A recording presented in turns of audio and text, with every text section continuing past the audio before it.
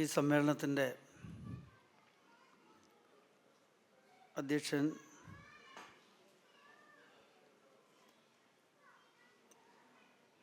പ്രവാസി welfare കുവൈത്തിൻ്റെ president ലാഹിഖ്, വേദിയിലിരിക്കുന്ന പ്രവാസി welfare കുവൈത്തിൻ്റെ നേതാക്കളെ, കുവൈത്തിൽ സാമൂഹ്യ പ്രവർത്തനങ്ങളിലും സാംസ്കാരിക പ്രവർത്തനങ്ങളിലുമൊക്കെ നേതൃപരമായ പങ്ക് വഹിക്കുന്ന ബഹുമാന്യരെ, ഈ സമ്മേളനം ശ്രവിച്ചുകൊണ്ടിരിക്കുന്ന ജനാധിപത്യത്തിലും മതനിരപേക്ഷതയിലും വിശ്വസിക്കുന്ന, നാടിന്ന് അനുഭവിക്കുന്ന വെറുപ്പ് രാഷ്ട്രീയത്തോട് ജാഗ്രതയോടെ പ്രതികരിച്ചുകൊണ്ടിരിക്കുന്ന പ്രിയപ്പെട്ട സഹോദരന്മാരെ, സഹോദരിമാരെ, നിങ്ങൾക്കെല്ലാവർക്കും ഊഷ്മളമായ അഭിവാദ്യങ്ങൾ അർപ്പിക്കുന്നു. ഈ സന്ദർഭത്തിൽ നിങ്ങളെ ഞാൻ അഭിനന്ദിക്കുകയാണ്. ഒരുപാട് പ്രതികൂലമായ സാഹചര്യങ്ങൾ പ്രവാസ ജീവിതത്തിലുണ്ടായിട്ടും നാടിൻ്റെ രാഷ്ട്രീയ സാമൂഹ്യാവസ്ഥകളോടൊപ്പം സഞ്ചരിക്കാനും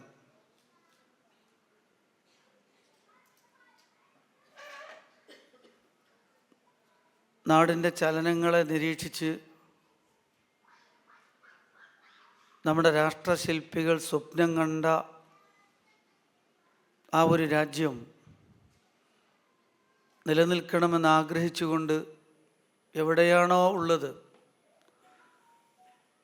അവിടെ മാതൃരാജ്യത്തിന് വേണ്ടി പ്രവർത്തിച്ചുകൊണ്ടിരിക്കുകയും ചെയ്യുന്ന നിങ്ങളെ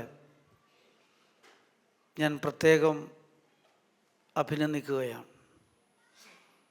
ആ ഒരു ജാഗ്രതയോടാണ് എനിക്ക് ചില കാര്യങ്ങൾ സംസാരിക്കാനുള്ളത്. ഇവിടെ അധ്യക്ഷൻ പറഞ്ഞു വെച്ചു, നമ്മുടെ രാജ്യത്തിൻ്റെ പ്രകൃതം എന്താണ്, നമ്മുടെ രാജ്യത്തിൻ്റെ സ്വഭാവം എന്താണ്. 1947 ശേഷമുള്ള ഇന്ത്യയെക്കുറിച്ചാണ് ഞാൻ പറയുന്നത്. 47 മുമ്പ് ഇവിടെ അത്ഭുതകരമായ ഒരു മാതൃകാപരമായ രാജ്യമുണ്ടായിരുന്നു എന്ന് ഞാൻ വിശ്വസിക്കുന്നില്ല. കാരണം അയിത്തമുള്ള, അസ്പൃശ്യതയുള്ള, തൊട്ടുകൂടായ്മയുള്ള, സതിയുള്ള, സ്ത്രീ വിരുദ്ധതയുള്ള, അസമത്വം അലങ്കാരമായി കൊണ്ടു നടക്കുന്ന, വർണ്ണവെറിയുള്ള ഒരു സാമൂഹിക രാഷ്ട്രീയ സാഹചര്യമായിരുന്നു ഇന്ത്യയിലുണ്ടായത്. ഒരു മഹത്തായ പൈതൃകമെന്ന് പറയാതിരിക്കുന്നത് കൃത്യമായ ചരിത്രബോധത്തോടു കൂടിയാണ്. പക്ഷേ 1947 നമ്മുടെ രാജ്യം സ്വാതന്ത്ര്യം നേടിയപ്പോൾ നമ്മുടെ രാജ്യത്തിൻ്റെ സാമൂഹ്യാവസ്ഥയിലുള്ള അസമത്വത്തെയും അനീതിയെയും മനസ്സിലാക്കി, തൊട്ടുകൂടായ്മയും തീണ്ടിക്കൂടായ്മയും മനസ്സിലാക്കി, നിലനിൽക്കുന്ന ജാതി വ്യവസ്ഥയും ആ ജാതി വ്യവസ്ഥയിൽ ചാതുർവർണ്ണ വ്യവസ്ഥയും സവർണ അവർണ വ്യത്യാസങ്ങളും സവർണ ഡോമിനേഷനും മനസ്സിലാക്കി, അനീതിയുടെ അസമത്വത്തിൻ്റെ സാമൂഹിക രാഷ്ട്രീയ ഘടനയിൽ ഒരു തിരുത്തു വരുത്തണമെന്ന് ആഗ്രഹിച്ചുകൊണ്ടാണ് നമ്മുടെ രാഷ്ട്രത്തിൻ്റെ ഭരണാധികാരികൾ നമ്മുടെ രാജ്യത്തിന് ലോകം തന്നെ ശ്രദ്ധിച്ച ഒരു കോൺസ്റ്റിറ്റ്യൂഷൻ, ഒരു ഭരണഘടന തയ്യാറാക്കി വെച്ചത്. ആ രാഷ്ട്രശില്പികളുടെ സ്വപ്നത്തിലുള്ള ഇന്ത്യയെക്കുറിച്ചാണ് നമ്മൾ പറയുന്നത്. ആ ഇന്ത്യ വ്യത്യസ്ത മതങ്ങളുള്ള, വ്യത്യസ്ത ജാതികളുള്ള, വ്യത്യസ്ത ഭാഷകളുള്ള 600-ൽ പരം വരുന്ന നാട്ടുരാജ്യങ്ങളുടെ, ധാരാളം ഭാഷകളുള്ള, സംസ്കാരങ്ങളുള്ള, മതങ്ങളുള്ള വ്യത്യസ്തതകളുടെ ഒരു കൂടിച്ചേരലായിരുന്നു യഥാർത്ഥത്തിൽ ഇന്ത്യ എന്ന് പറയുന്ന ഒരു രാഷ്ട്രം. ഒരിക്കലും അത് ഒരു രാജ്യമായിരുന്നില്ല, ഒരുപാട് രാജ്യങ്ങളായിരുന്നു. ആ ഒരുപാട് രാജ്യങ്ങൾ ഒരുമിച്ച് കൂടുമ്പോൾ നിലനിൽക്കുന്ന അസമത്വത്തിൻ്റെ, തൊട്ടുകൂടായ്മയുടെ, തീണ്ടിക്കൂടായ്മയുടെ, സവർണ മേധാവിത്വത്തിൻ്റെ സാമൂഹിക രാഷ്ട്രീയ ഘടനയ്ക്ക് അന്ത്യം കുറിച്ചുകൊണ്ട് മനുഷ്യരെ തുല്യരായി കാണുന്ന, മനുഷ്യർക്കിടയിൽ നീതി ഉറപ്പാക്കുന്ന, അവസര സമത്വം ഉറപ്പാക്കുന്ന ഒരു നല്ല ഇന്ത്യ രൂപപ്പെടണമെന്ന് ആഗ്രഹിച്ചിട്ടാണ് നമ്മുടെ ഭരണഘടനാ ശില്പികൾ നമ്മുടെ രാജ്യത്തെക്കുറിച്ച് സ്വപ്നം കണ്ടതും നമ്മുടെ കോൺസ്റ്റിറ്റ്യൂഷൻ തയ്യാറാക്കിയതും. അതാണ് നാളിതുവരെ നമ്മൾ അനുഭവിച്ചത്. വിവിധ മത സാമൂഹ്യ വിഭാഗങ്ങളായിരിക്കെ തന്നെ അവർക്കിടയിൽ സൗഹാർദ്ദത്തിൻ്റെ ഒരു സ്നേഹച്ചരട്, ആ സ്നേഹച്ചരടിനെ നിരന്തരമായി ബലപ്പെടുത്തി വ്യത്യസ്തതകൾ സൗന്ദര്യമായി തീരുകയും അത് സംഘർഷങ്ങളല്ല, അത് സൗന്ദര്യമാവുകയും ആ നാനാത്വത്തിലൂടെ തന്നെ രൂപപ്പെട്ടു വരുന്ന ഏകത്വം രാഷ്ട്രത്തിൻ്റെ ശക്തിയും സൗന്ദര്യവും ഫലവുമായി തീരുന്നു എന്നതാണ് നമ്മുടെ രാജ്യത്തിൻ്റെ ഏറ്റവും വലിയ പ്രത്യേകത.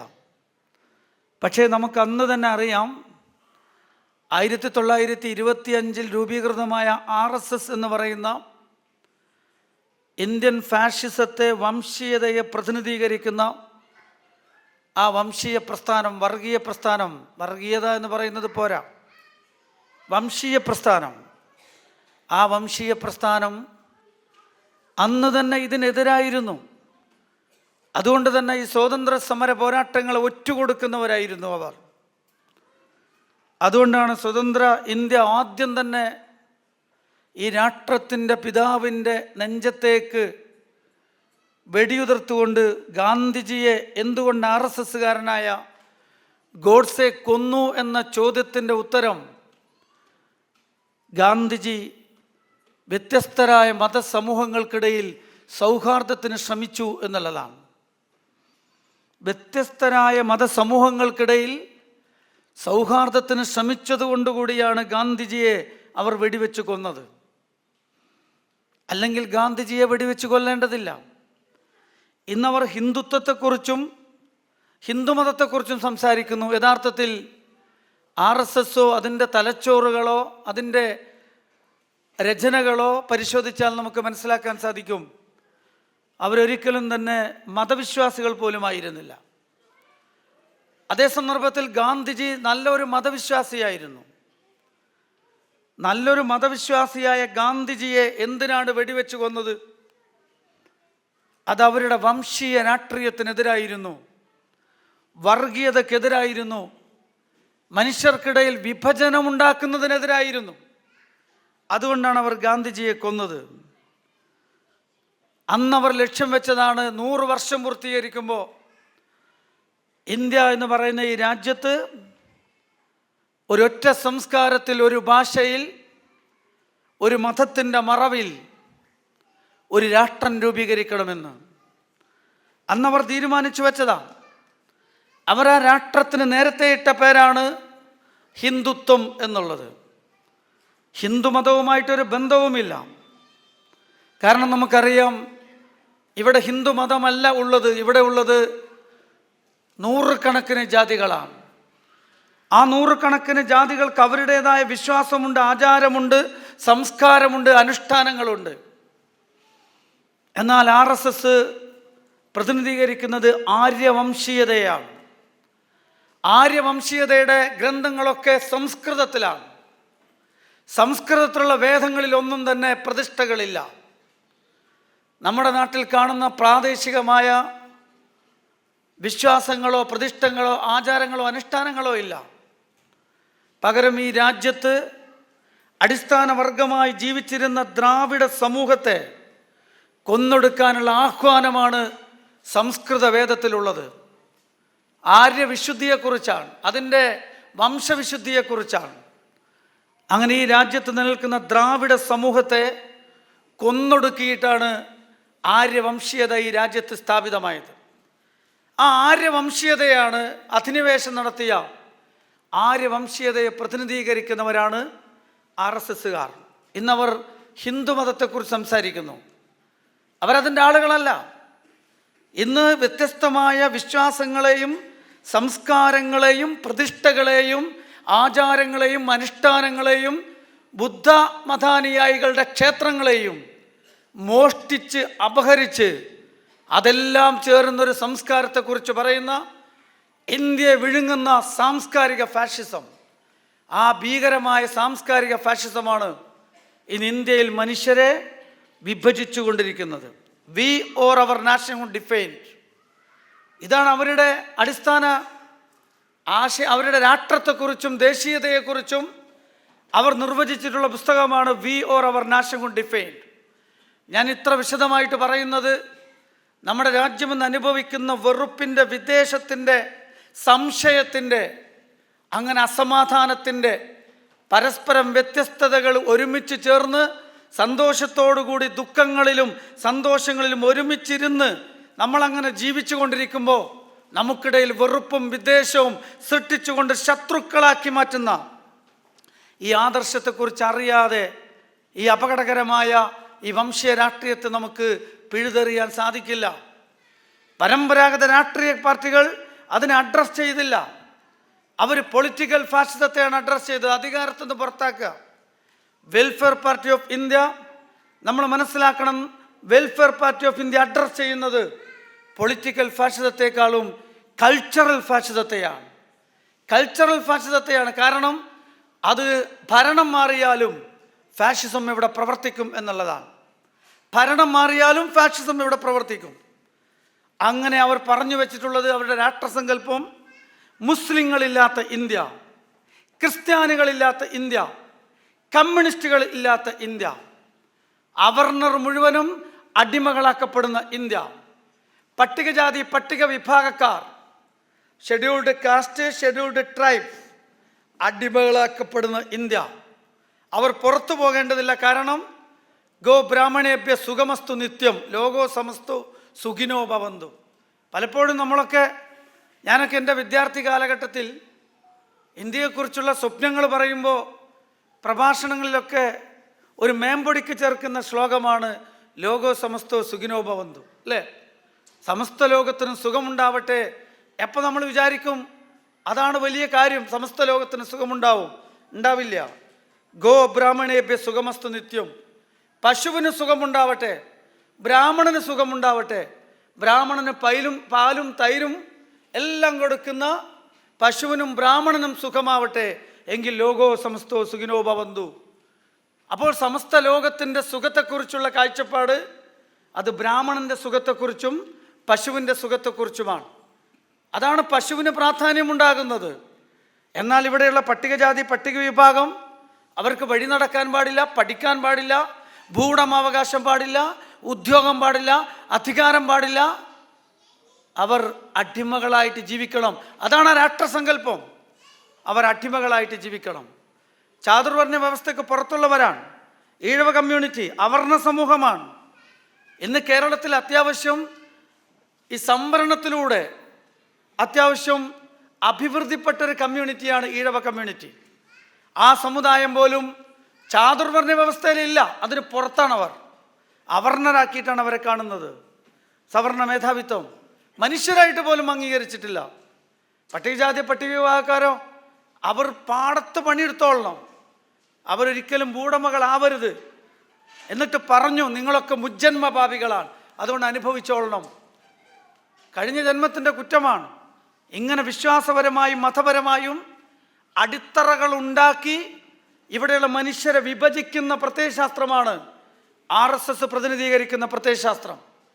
എന്നിട്ട് ഇവിടെയുള്ള ഈഴവ കമ്മ്യൂണിറ്റി മുതൽ പട്ടികജാതി പട്ടിക വിഭാഗം അതിനും അപ്പുറത്ത് രാജ്യത്തു നിന്നും പുറത്തു നിൽക്കേണ്ടവരാണ് എന്ന് എഴുതി വെച്ച ക്രിസ്ത്യൻ സമൂഹത്തെ വരെ ചേർത്ത് പിടിച്ചിട്ടിപ്പോൾ ഒരു ജനാധിപത്യ സംവിധാനത്തിൽ തന്ത്രപരമായൊരു സമീപനം സ്വീകരിക്കുകയാണ്, ഒരു വിഭജനം സൃഷ്ടിക്കുകയാണ് മുസ്ലിങ്ങളും അല്ലാത്തവരും എന്ന്. വ്യാജമാണത്. അവരുടെ രാഷ്ട്രസങ്കല്പത്തിൽ അങ്ങനെയല്ല. മുസ്ലിങ്ങളും പുറത്ത്, ക്രിസ്ത്യാനികളും പുറത്ത്, അവർണ സമൂഹങ്ങൾ അടിമകൾ, പട്ടികജാതി പട്ടിക വിഭാഗക്കാർ അടിമകൾ. ഇതാണ് അവരുടെ രാഷ്ട്രസങ്കല്പം. പക്ഷേ എല്ലാ സംസ്കാരങ്ങളെയും മോഷ്ടിച്ച് എന്നിട്ട് ഏകീകരണം, ഒരു മുസ്ലിം വെറുപ്പിൻ്റെ സാമൂഹിക സംഘാടനവും മുസ്ലിം വെറുപ്പിൻ്റെ പൊതുബോധവും നിർമ്മിച്ചിട്ടാണ് ഈ രാഷ്ട്രം ഇവർ രൂപപ്പെടുത്തിയെടുക്കുന്നത്. ആ രാഷ്ട്രത്തിൻ്റെ വെറുപ്പിൻ്റെ ദുരന്തമാണ് നമ്മൾ ഇന്ന് അനുഭവിക്കുന്നത്. നമ്മൾ ഒരുമിച്ച് പെരുന്നാൾ ആഘോഷിക്കുന്നവരാണ്, നമ്മൾ ഒരുമിച്ച് ഓണം ആഘോഷിക്കുന്നവരാണ്, നമ്മൾ ഒരുമിച്ചാണ് സങ്കടങ്ങളിലും ദുഃഖങ്ങളിലും സന്തോഷങ്ങളിലും നാളിതുവരെ ജീവിച്ചത്. ഇന്നും നമ്മൾ അങ്ങനെയാണ് ജീവിക്കുന്നത്. അങ്ങനെ ജീവിക്കുന്നവർക്കിടയിൽ സംശയമുണ്ടാക്കുക, വെറുപ്പുണ്ടാക്കുക, എന്നിട്ട് നമ്മളെ മാറ്റി നിർത്തുക എന്നുള്ളതാണ്. ഇവിടെയാണ് നമ്മൾ സാഹോദര്യത്തെക്കുറിച്ച് പറഞ്ഞത്. വെൽഫെയർ പാർട്ടി ഉപയോഗിക്കുന്ന വാക്കുകൾ ഞാൻ നേരത്തെ പറഞ്ഞല്ലോ, വംശീയതയാണ്, വർഗീയതയല്ല എന്ന്. വെറുതെ പറഞ്ഞതല്ല, വാക്കുകൾക്ക് കൃത്യമായ അർത്ഥങ്ങളുണ്ട്. അതേപോലെ തന്നെ നമ്മുടേത് ഒരിക്കലും നമ്മൾ സൗഹാർദ്ദത്തെക്കുറിച്ചല്ല സംസാരിക്കുന്നത്, സാഹോദര്യത്തെക്കുറിച്ചാണ്. എന്തുകൊണ്ടാണ് നമ്മൾ സാഹോദര്യത്തെക്കുറിച്ച്, വെൽഫെയർ പാർട്ടി എന്തുകൊണ്ടാണ് സാഹോദര്യത്തെക്കുറിച്ച് സംസാരിക്കുന്നത്? സാഹോദര്യത്തെക്കുറിച്ച് സംസാരിച്ചാൽ മാത്രമേ RSSന്റെ ജാതി വ്യവസ്ഥയിൽ അധിഷ്ഠിതമായ രാഷ്ട്രീയത്തിൻ്റെ വേരറക്കാൻ പറ്റൂ. അവരെന്താ പറഞ്ഞത്?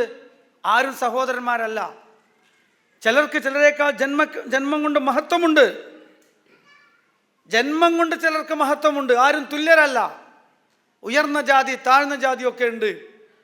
അതിനെ പൊളിക്കണമെങ്കിൽ എല്ലാവരും തുല്യരാണെന്നും എല്ലാവർക്കും അവസര സമത്വം അനുഭവിക്കണമെന്നും എല്ലാവർക്കും നീതി ലഭിക്കണമെന്നും ഭരണഘടനയിൽ എഴുതി വെച്ച് അതിന് നിയമമുണ്ടാക്കി സംവരണം കൊണ്ടുവന്ന് നിയമപരമായി പ്രശ്നം പരിഹരിച്ചാലും പരിഹരിക്കുന്നതല്ല. നമ്മുടെ മനോഭാവങ്ങളിൽ അതുണ്ടാവണം. മനോഭാവങ്ങളിൽ എന്തുണ്ടായിരിക്കണം?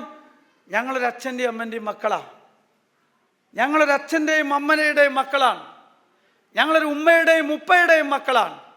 ഞങ്ങൾ വ്യത്യസ്ത വിശ്വാസങ്ങളുള്ളവരാണ്, വ്യത്യസ്ത നിറങ്ങളുള്ളവരാണ്, വ്യത്യസ്ത ഭാഷ സംസാരിക്കുന്നവരാണ്, വ്യത്യസ്ത ആചാരങ്ങളും അനുഷ്ഠാനങ്ങളും ഉള്ളവരാണ്. പക്ഷേ ഞങ്ങൾ ഒരേ അമ്മയുടെയും അച്ഛൻ്റെയും മക്കളാണ്. ആ ഒരു സാഹോദര്യ ബോധത്തിലേക്ക് വരുമ്പോഴാണ് RSS പ്രതിനിധാനം ചെയ്യുന്ന ജാതി തിരിച്ചുള്ള വെറുപ്പിൻ്റെ, വംശീയതയുടെ, വിദ്വേഷത്തിൻ്റെ, അസമത്വത്തിൻ്റെ, അനീതിയുടെ, സാമൂഹ്യ ഘടനയുടെ വേരറുക്കപ്പെടുകയുള്ളൂ. അപ്പോൾ ആ മനോഭാവത്തിലേക്ക് ഞങ്ങൾ സഹോദരങ്ങളാണ്, ഞങ്ങൾ സഹോദരന്മാരാണ്, ഒരേ മാതാപിതാക്കളുടെ മക്കളാണ് എന്ന സാഹോദര്യ രാഷ്ട്രീയത്തിന് മാത്രമേ ഫാഷിസത്തിൻ്റെ വേരറക്കാൻ കഴിയൂ എന്ന ഉറച്ച ബോധ്യങ്ങളിലാണ് വെൽഫെയർ പാർട്ടിയുടെ സാഹോദര്യ രാഷ്ട്രീയം, ഫ്രറ്റേണിറ്റി എന്ന ആശയം ഉണ്ടാകുന്നത്.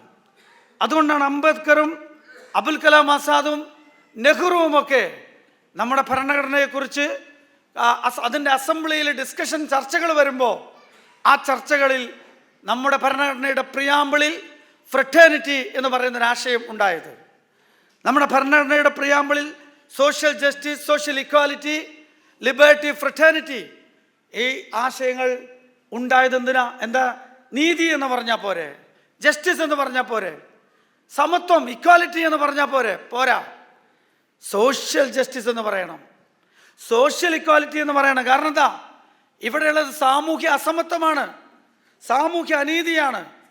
RSS സവർണ മേധാവിത്വം ഇന്ത്യ രാജ്യത്ത് രൂപപ്പെടുത്തിയെടുത്തതും ആ മേധാവിത്വം രൂപപ്പെടുത്തിയെടുത്ത ആ വംശീയ രാഷ്ട്രീയത്തിൽ ഒരു രാഷ്ട്രം സ്ഥാപിക്കാൻ RSS ശ്രമിച്ചുകൊണ്ടിരിക്കുമ്പോൾ നമ്മുടെ ഭരണഘടനയിൽ അതിനെ തകർക്കാൻ വേണ്ടി തന്നെ എഴുതിയതാണ്, അതിനെ തകർക്കാൻ വേണ്ടിയിട്ട് എഴുതിയതാണ്. എന്ത്? സമത്വം എന്നല്ല, സാമൂഹ്യ സമത്വം, സാമൂഹ്യ നീതി, സാഹോദര്യം എന്ന്. സ്വാതന്ത്ര്യം, വലിയ അർത്ഥങ്ങളാണ് അതിന്. അതങ്ങനെ തന്നെ രാഷ്ട്രീയമായി സ്വീകരിച്ച രാഷ്ട്രീയ പ്രസ്ഥാനമാണ് വെൽഫെയർ പാർട്ടി എന്നതാണ്. നമ്മൾ മനസ്സിലാക്കണം, 100 വർഷം പൂർത്തിയാകുമ്പോൾ എങ്ങനെയാണ് ഇവർ അധികാരത്തിലേക്ക് വരുന്നത്? ഇവർ അധികാരത്തിലേക്ക് വരുന്നത് വർഗീയ കലാപങ്ങൾ സൃഷ്ടിച്ചിട്ടാണ്. നമുക്ക് വിശദീകരിക്കാൻ സമയമല്ല. മാലോഗാവ്, മക്ക മസ്ജിദ്, സന്തോദ എക്സ്പ്രസ് സ്ഫോടനങ്ങൾ, വ്യാജ ഏറ്റുമുട്ടലുകൾ, ഇങ്ങനെയാണ് ഇവർ അധികാരത്തിലേക്ക് വരുന്നത്. അതിലൊക്കെ പ്രതികളാക്കപ്പെട്ടവരാരാ? ഒരു സ്ഫോടനം നടക്കും, വർഗീയ സംഘർഷമുണ്ടാകും, കലാപമുണ്ടാകും. അതുണ്ടായ ഉടനെ തന്നെ ഇവർ ടാർഗറ്റ് ചെയ്തിരിക്കുന്ന മുസ്ലിം തീവ്രവാദികൾ എന്നൊരു ക്യാമ്പയിൻ അവർ നടത്തും. ഈ ക്യാമ്പയിൻ പൂർത്തീകരിച്ചു വരും. അങ്ങനെ എല്ലാവരുടെയും മനസ്സിൽ മുസ്ലിങ്ങൾ അപകടകാരികളാണ് എന്നെല്ലാവരും വിശ്വസിക്കും. അങ്ങനെ വർഷങ്ങൾ കഴിയുമ്പോൾ അതിൻ്റെ പ്രതികൾ പിടിക്കപ്പെടും. ഞാൻ ഈ വായിച്ച എല്ലാ സ്ഫോടനങ്ങളുടെ പിന്നിലും ആരോപിക്കപ്പെട്ടത് മുസ്ലിം തീവ്രവാദികൾ എന്നായിരുന്നു. പക്ഷേ ഈ സ്ഫോടനങ്ങളുടെ പിന്നിൽ മുഴുവനും അവസാനം പിടിക്കപ്പെട്ടത് RSSന്റെ കേഡറുകളാണ്. RSSന്റെ കേഡറുകൾ പിടിക്കപ്പെട്ടപ്പോഴേക്കും ആ കലാപങ്ങളിലൂടെ ഹിന്ദു മുസ്ലിം അനൈക്യം സൃഷ്ടിച്ചുകൊണ്ട് ഹിന്ദു ഭൂരിപക്ഷത്തെ വോട്ട് ബാങ്കാക്കി മാറ്റി വെറുപ്പുൽപാദിപ്പിച്ച് അധികാരത്തിലെത്തി അധികാരം ഉപയോഗിച്ചുകൊണ്ട് ഇവരൊക്കെ വെറുതെ വിട്ടു. ഇതാണ് RSSന്റെ ഒരു അധികാരത്തിലേക്ക് എത്തുന്ന വഴി. ഗുജറാത്ത് കലാപം അവർ തന്നെയാണ്, സംഘികളാണ്, സംഘപരിവാറാണ് നടത്തിയത് എന്നതിന് തെഹൽക്കയുടെ ഒളി ക്യാമറയിൽ കൃത്യമായിട്ട് പറയുന്നുണ്ട്. ഒളി ക്യാമറ ഇൻ്റർവ്യൂവിൽ നമ്മുടെ തന്നെ കേരളത്തിലെ ഹിന്ദുത്വയുടെ നേതാവായ വത്സൻ തില്ലങ്കേരി, അദ്ദേഹത്തിൻ്റെ ഒരു പ്രസംഗം നിങ്ങൾ വീഡിയോയിൽ കണ്ടിട്ടുണ്ടാവും അല്ലേ? എന്താ അദ്ദേഹം പറയുന്നത്? നരേന്ദ്രമോദി ദൈവാവതാരമാണ്. എന്താ തെളിവ്? അദ്ദേഹം പറയാ, ശ്രീരാമനെ പോലെ, ശ്രീകൃഷ്ണനെ പോലെ അദ്ദേഹം അവതാരമാണ്. അതിൻ്റെ കാരണം അദ്ദേഹം 400-ൽ പരം വരുന്ന മുസ്ലിങ്ങളെ ഗുജറാത്ത് വംശഹത്യാകാലത്ത് കൊന്നിട്ടുണ്ട്. അതുകൊണ്ട് അദ്ദേഹം ദൈവാവതാരമാണ്. പറയുന്നത് ആരാ? ശത്രുക്കളല്ല, പറയുന്നത് വത്സൻ തില്ലങ്കേരി, കേരളത്തിലെ അവരുടെ നേതാവ്. അപ്പോൾ മനസ്സിലാക്കണം, ഇവിടെ ഗാന്ധിജിയെ കൊന്നവർ, ഗാന്ധിജിയുടെ ആശയങ്ങളെ കൊന്നുകൊണ്ടിരിക്കുന്നവർ ഇപ്പോഴും അത് തുടർന്നുകൊണ്ടിരിക്കുകയാണ്. വർഗീയ കലാപങ്ങളിലൂടെയാണ് അവർ അധികാരത്തിലെത്തിയത്. ഇപ്പോഴും നമ്മൾ മനസ്സിലാക്കണം, ഇന്ത്യയിൽ ആര് ഭരിച്ചാലും അവർ ഭരിക്കും. ഡീപ്പ് സ്റ്റേറ്റ് വെൽഫെയർ പാർട്ടി രൂപീകൃതമായ അന്ന് തൊട്ട് പറയുന്നതാണ്. എന്താ നമ്മൾ ഡീപ്പ് സ്റ്റേറ്റ് കൊണ്ട് ഉദ്ദേശിക്കുന്നത്? പാർലമെൻറ്റിൽ നമ്മൾ തെരഞ്ഞെടുത്ത് അയച്ചവരാണ് MP-മാർ. രാജ്യസഭയിൽ വേറൊരു ജനാധിപത്യ രീതിയിലൂടെ തെരഞ്ഞെടുക്കപ്പെട്ടവരിലൂടെ നോമിനേറ്റ് ചെയ്യപ്പെട്ടവരാണ് അവിടെ എത്തുന്നത്. ജനാധിപത്യ സംവിധാനമുണ്ട് അതിന്. എന്നാൽ സുപ്രീം കോടതി ജഡ്ജി നമ്മൾ തിരഞ്ഞെടുത്തതാണോ? അല്ലല്ലോ. ഇലക്ഷൻ കമ്മീഷൻ നമ്മളാണോ തിരഞ്ഞെടുക്കുന്നത്? അതായത് ഇന്ത്യ രാജ്യത്ത് സ്വതന്ത്ര ഭരണഘടനാ സ്ഥാപനങ്ങളുണ്ട്. സ്വതന്ത്ര ഭരണഘടനാ സ്ഥാപനങ്ങൾ എന്ന് പറഞ്ഞാൽ ഇവിടെയുള്ള ഭരണകൂടം അതേപോലെ തന്നെ ജനങ്ങളും തമ്മിൽ എന്തെങ്കിലും സംഘർഷങ്ങളോ പ്രശ്നങ്ങളോ ഉണ്ടാകുമ്പോൾ അതിൽ നീതിപൂർവം വിധി പറഞ്ഞ് ഭരണകൂടമാണ് തെറ്റ് ചെയ്തതെങ്കിൽ ഭരണകൂടത്തെ ശിക്ഷിക്കാനുകൂടിയുള്ളതാണ് നമ്മുടെ കോടതികൾ. അത് സ്വതന്ത്ര ഭരണഘടനാ സ്ഥാപനമാണ്. പക്ഷേ ഇന്ന് ആ സ്വതന്ത്ര ഭരണഘടനാ സ്ഥാപനം ഇല്ല. അത് RSSന്റെ ഭരണകാലത്ത്, BJPയുടെ ഭരണകാലത്ത് അത് അവരുടെ നിയന്ത്രണത്തിലുള്ള സ്ഥാപനമാണ്. ഇലക്ഷൻ കമ്മീഷൻ അങ്ങനെയാണ്. അത് എന്തൊക്കെ ഭരണഘടനാ സ്വഭാവത്തിലുള്ള സ്വതന്ത്ര ഭരണഘടനാ സ്ഥാപനങ്ങളുണ്ടോ അതൊന്നും ഇന്ന് സ്വതന്ത്രമല്ല. അതൊക്കെ RSSന്റെ പിടിയിലാണ്. അതാണ് നമ്മൾ ഡീപ്പ് സ്റ്റേറ്റ് എന്ന് പറയുന്നത്. അതുകൊണ്ടാണ് നമ്മൾ ഡീപ്പ് സ്റ്റേറ്റ് എന്ന് പറയുന്നത്. മാധ്യമങ്ങൾ അങ്ങനെയാണ്. മാധ്യമങ്ങളാണല്ലോ പലപ്പോഴും പലതും വെളിച്ചത്ത് കൊണ്ടുവരേണ്ടവർ. പക്ഷേ മാധ്യമങ്ങൾ ഒക്കെ തന്നെ ഇവരുടെ നിയന്ത്രണത്തിൽ ഒരു ഡീപ്പ് സ്റ്റേറ്റ് ആയിട്ട് പ്രവർത്തിച്ചുകൊണ്ടിരിക്കുകയാണ്. എക്സിക്യൂട്ടീവ്, IAS, IPS ഉദ്യോഗസ്ഥന്മാർ ഇവർക്ക് വേണ്ടി പണിയെടുക്കുന്നവരാണ്. ഒന്നും സ്വതന്ത്രമല്ല. ഭരണനിർവഹണത്തിലെ സ്വതന്ത്ര ഭരണഘടനാ സ്ഥാപനങ്ങളെ കൈയടക്കിക്കൊണ്ടാണ് ഇന്ന് നമ്മുടെ ഇന്ത്യ ഭരണകൂടം RSSന്റെ നേതൃത്വത്തിൽ ഈ രാജ്യത്തിന് തന്നെ അപകടകരമായ രീതിയിൽ ഒരു ഭരണകൂട ഭീകരതയായി രൂപാന്തരം പ്രാപിച്ചിട്ടുള്ളത് എന്ന് നമ്മൾ മനസ്സിലാക്കണം. തീർച്ചയായിട്ടും RSSന്റെ വംശഹത്യാ പദ്ധതികളാണ് ഇന്ത്യയിൽ ഇപ്പോൾ നടപ്പിലാക്കിക്കൊണ്ടിരിക്കുന്ന വഖഫ് നിയമ ഭേദഗതി. ആ പദ്ധതിയാണ് പൗരത്വ നിയമ ഭേദഗതി ബില്ലിലും ഉള്ളത്. ജനൂസൈഡ് പ്രോസസ്, അതായത് വംശഹത്യാ പദ്ധതി. ആദ്യം മുസ്ലിങ്ങളെ പുറത്താക്കുക, പിന്നെ ക്രിസ്ത്യാനികളെ പുറത്താക്കുക, എന്നിട്ടൊരു രാജ്യം, എന്നിട്ട് പശുവിനും ബ്രാഹ്മണനും സുഖമുള്ള രാജ്യം. അതിവിടെ ബാക്കിയുള്ള അവർണ സമൂഹത്തെ അടിമകളാക്കുന്ന പഴയ കാലത്തേക്ക് നമ്മുടെ രാജ്യത്തെ കൊണ്ടുപോവുകയാണ്. അങ്ങനെ കൊണ്ടുപോകുന്നിടത്ത് അവരുടെ ജനൂസൈഡ്, വംശഹത്യാ പദ്ധതി എന്ന് പറഞ്ഞാൽ ഇന്ത്യൻ ഫാഷിസത്തെക്കുറിച്ച് പഠിക്കുമ്പോൾ നമുക്കത് മനസ്സിലാവും. ഇവിടെ വംശഹത്യാ പദ്ധതി എന്ന് പറഞ്ഞാൽ 20 കോടിയിലധികം വരുന്ന മുസ്ലിം ജനതയെ കൊന്നു തീർക്കാൻ പറ്റുമോ? കൊന്നു തീർക്കാൻ പറ്റില്ല. ക്രൈസ്തവരെ കൊന്നു തീർക്കാൻ പറ്റുമോ? പറ്റില്ല. ഈ 2 വിഭാഗത്തെയുള്ള പുറത്താക്കാൻ തീരുമാനിച്ചത്. പക്ഷേ ഉത്തരേന്ത്യയിൽ അവർ കൊന്നുകൊണ്ടേ ഇരിക്കുന്നുണ്ട്, ഇല്ലേ? ആൾക്കൂട്ട കൊലപാതകങ്ങൾ, കന്യാസ്ത്രീകളെ ബലാത്സംഗം ചെയ്യൽ, പരീക്ഷ എഴുതാൻ പോകുന്ന പെൺകുട്ടികളുടെ തട്ടം വലിച്ചു കീറൽ, പള്ളികൾ തകർക്കൽ, ചർച്ചുകൾ തകർക്കൽ. ഇന്നിപ്പോൾ ഉത്തരേന്ത്യയിൽ എവിടെ ഒരു സംസ്ഥാനത്ത് ആക്രമിച്ചിട്ടുണ്ട്, പുരോഹിതന്മാരെ, ക്രൈസ്തവ മിഷണറിമാരെ ആക്രമിച്ചിട്ടുണ്ട്. എല്ലായിടത്തും ആക്രമണം തുടർന്നുകൊണ്ടിരിക്കുകയാണ്. മണിപ്പൂർ എന്താ സംഭവിക്കുന്നത് നമുക്കറിയാം. അപ്പോൾ ഇത് നടന്നുകൊണ്ടിരിക്കുകയാണ്. ദലിത് പെൺകുട്ടികളെ ക്രൂരമായി ബലാത്സംഗം ചെയ്ത് ചുട്ടുകൊന്നത് നമുക്കറിയാം. പലപ്പോഴും ക്ഷേത്രത്തിൽ കയറിയതിൻ്റെ പേരിൽ അതിക്രൂരമായി തല്ലിക്കൊല്ലുന്നത് നമുക്കറിയാം. ഇതാണ് അവരുടെ വംശീയ വെറി. ക്രിസ്ത്യാനികൾക്കെതിരെ, മുസ്ലിങ്ങൾക്കെതിരെ, പട്ടികജാതി പട്ടിക വിഭാഗക്കാർക്കെതിരെ ഇത് നിർബാധം തുടർന്നുകൊണ്ടിരിക്കുകയാണ്. എന്നിട്ട് അവർ ക്രൈസ്തവരുടെ സംരക്ഷകരാകുന്നു, എന്നിട്ട് അവർ അവർണ സമൂഹത്തിൻ്റെ സംരക്ഷകരാകുന്നു, എന്നിട്ട് അവർ പട്ടികജാതി പട്ടിക വിഭാഗത്തിൻ്റെ സംരക്ഷകരാകുന്നു. നമ്മളിത് തിരിച്ചറിയണം, നമ്മളിത് മനസ്സിലാക്കണം. യഥാർത്ഥത്തിൽ ജനോസൈഡ് പദ്ധതി എന്ന് പറഞ്ഞാൽ ഇന്ത്യൻ ഫാഷിസത്തെ സംബന്ധിച്ചിടത്തോളം ഇതൊരു ഭാഗത്ത് നടക്കുമ്പോൾ തന്നെ കൊന്നു തീർക്കുക സാധ്യമല്ല. അതുകൊണ്ട് പിറന്ന വീണ മണ്ണിൽ പുറത്താക്കപ്പെടുക എന്നുള്ളതാണ്. പിറന്ന വീണ മണ്ണിൽ പുറത്താക്കപ്പെടുക എന്നുള്ളത് കൊല്ലപ്പെടുന്നതിനേക്കാളും ഭീകരമാണ്. സ്വന്തം മണ്ണിൽ താമസിക്കുന്ന വീട്ടിൽ നമ്മുടേതെന്ന് വിചാരിച്ച് നമ്മൾ പെറ്റു വളർന്ന, ജനിച്ചു വളർന്ന നമ്മുടെ മണ്ണിൽ നിന്ന് മുസ്ലിം ആയതിൻ്റെ പേരിൽ, ക്രിസ്ത്യാനി പേരിൽ പുറത്താക്കപ്പെടുക. അതാണ് ഇന്ത്യയിൽ ജനോസൈഡ് എന്ന് പറഞ്ഞാൽ. ആ വംശഹത്യ. ഇപ്പം നമ്മൾ വഖഫ് ഞാനതിൻ്റെ വിശദാംശങ്ങളിലേക്ക് പോകുന്നില്ല. യഥാർത്ഥത്തിൽ നമ്മുടെ ഇന്ത്യൻ കോൺസ്റ്റിറ്റ്യൂഷൻ ഇത് മനസ്സിലാക്കിക്കൊണ്ടാണ് പറഞ്ഞത്. ഈ രാജ്യത്തിൻ്റെ അഭിവൃദ്ധിയുമായി ബന്ധപ്പെട്ട് സംസാരിക്കുമ്പോൾ, നമ്മുടെ രാജ്യത്തിൻ്റെ സെക്യുലറിസവുമായി ബന്ധപ്പെട്ട് സംസാരിക്കുമ്പോൾ, ഈ രാജ്യത്ത് ജനാധിപത്യവും മതനിരപേക്ഷയും നിലനിൽക്കുന്നു എന്നതിൻ്റെ തെളിവ് ഈ രാജ്യത്തെ ഏറ്റവും വലിയ ന്യൂനപക്ഷ വിഭാഗങ്ങൾ സുരക്ഷിതരാണ് എന്ന് വരുമ്പോൾ മാത്രമാണ് നമ്മുടെ രാജ്യത്ത് ജനാധിപത്യമുള്ളത്, മതേതരത്വമുള്ളത്, നമ്മുടെ രാജ്യത്ത് സ്വാതന്ത്ര്യമുള്ളത്. വളരെ കൃത്യമായിട്ട് നമ്മുടെ കോൺസ്റ്റിറ്റ്യൂഷൻ നമ്മൾ ഉയർത്തിപ്പിടിക്കണമെന്ന് പറയുന്നത് അതുകൊണ്ടാണ്. കോൺസ്റ്റിറ്റ്യൂഷൻ മാത്രമേ നമുക്ക് ബാക്കിയുള്ളൂ. കോൺസ്റ്റിറ്റ്യൂഷൻ അവർ തൊടില്ല. കാരണം കോൺസ്റ്റിറ്റ്യൂഷൻ തൊടാതിരിക്കുക എന്നുള്ളത് അവരുടെ ഒരു തന്ത്രമാണ്. അംബേദ്കറെ അവരാഘോഷിക്കും, കോൺസ്റ്റിറ്റ്യൂഷൻ അവർ റെസ്പെക്റ്റ് ചെയ്യും. പക്ഷേ അംബേദ്കറുടെ ആശയങ്ങളെയും കോൺസ്റ്റിറ്റ്യൂഷൻ്റെ ഉള്ളടക്കങ്ങളെയും നിരന്തരമായി അവർ റദ്ദ് ചെയ്ത് പുതിയ നിയമങ്ങൾ നിർമ്മിക്കും. ഇതിനെ കണ്ടം വെച്ച കോട്ടെന്ന് ആക്ഷേപിച്ചിട്ടുണ്ട് RSSകാർ. നമ്മുടെ കോൺസ്റ്റിറ്റ്യൂഷന് അങ്ങനെയാണ് അവരതിനെ വിശേഷിപ്പിച്ചത്. മനുസ്മൃതിയായിരിക്കണം നമ്മുടെ രാജ്യത്തിൻ്റെ ഭരണഘടന എന്ന് അവർ പറഞ്ഞിട്ടുണ്ട്. കർട്ടന് പിന്നിൽ RSS ഒരു ഭരണഘടന രൂപകൽപ്പന ചെയ്യുന്നുണ്ട്. ഇന്ത്യൻ ഭരണഘടന തൽക്കാലം അവിടെ നിലനിർത്തും. പക്ഷെ അവർ കൊണ്ടുവരുന്ന നിയമങ്ങൾ മുഴുവനും ഭരണഘടനയ്ക്കെതിരാണ്.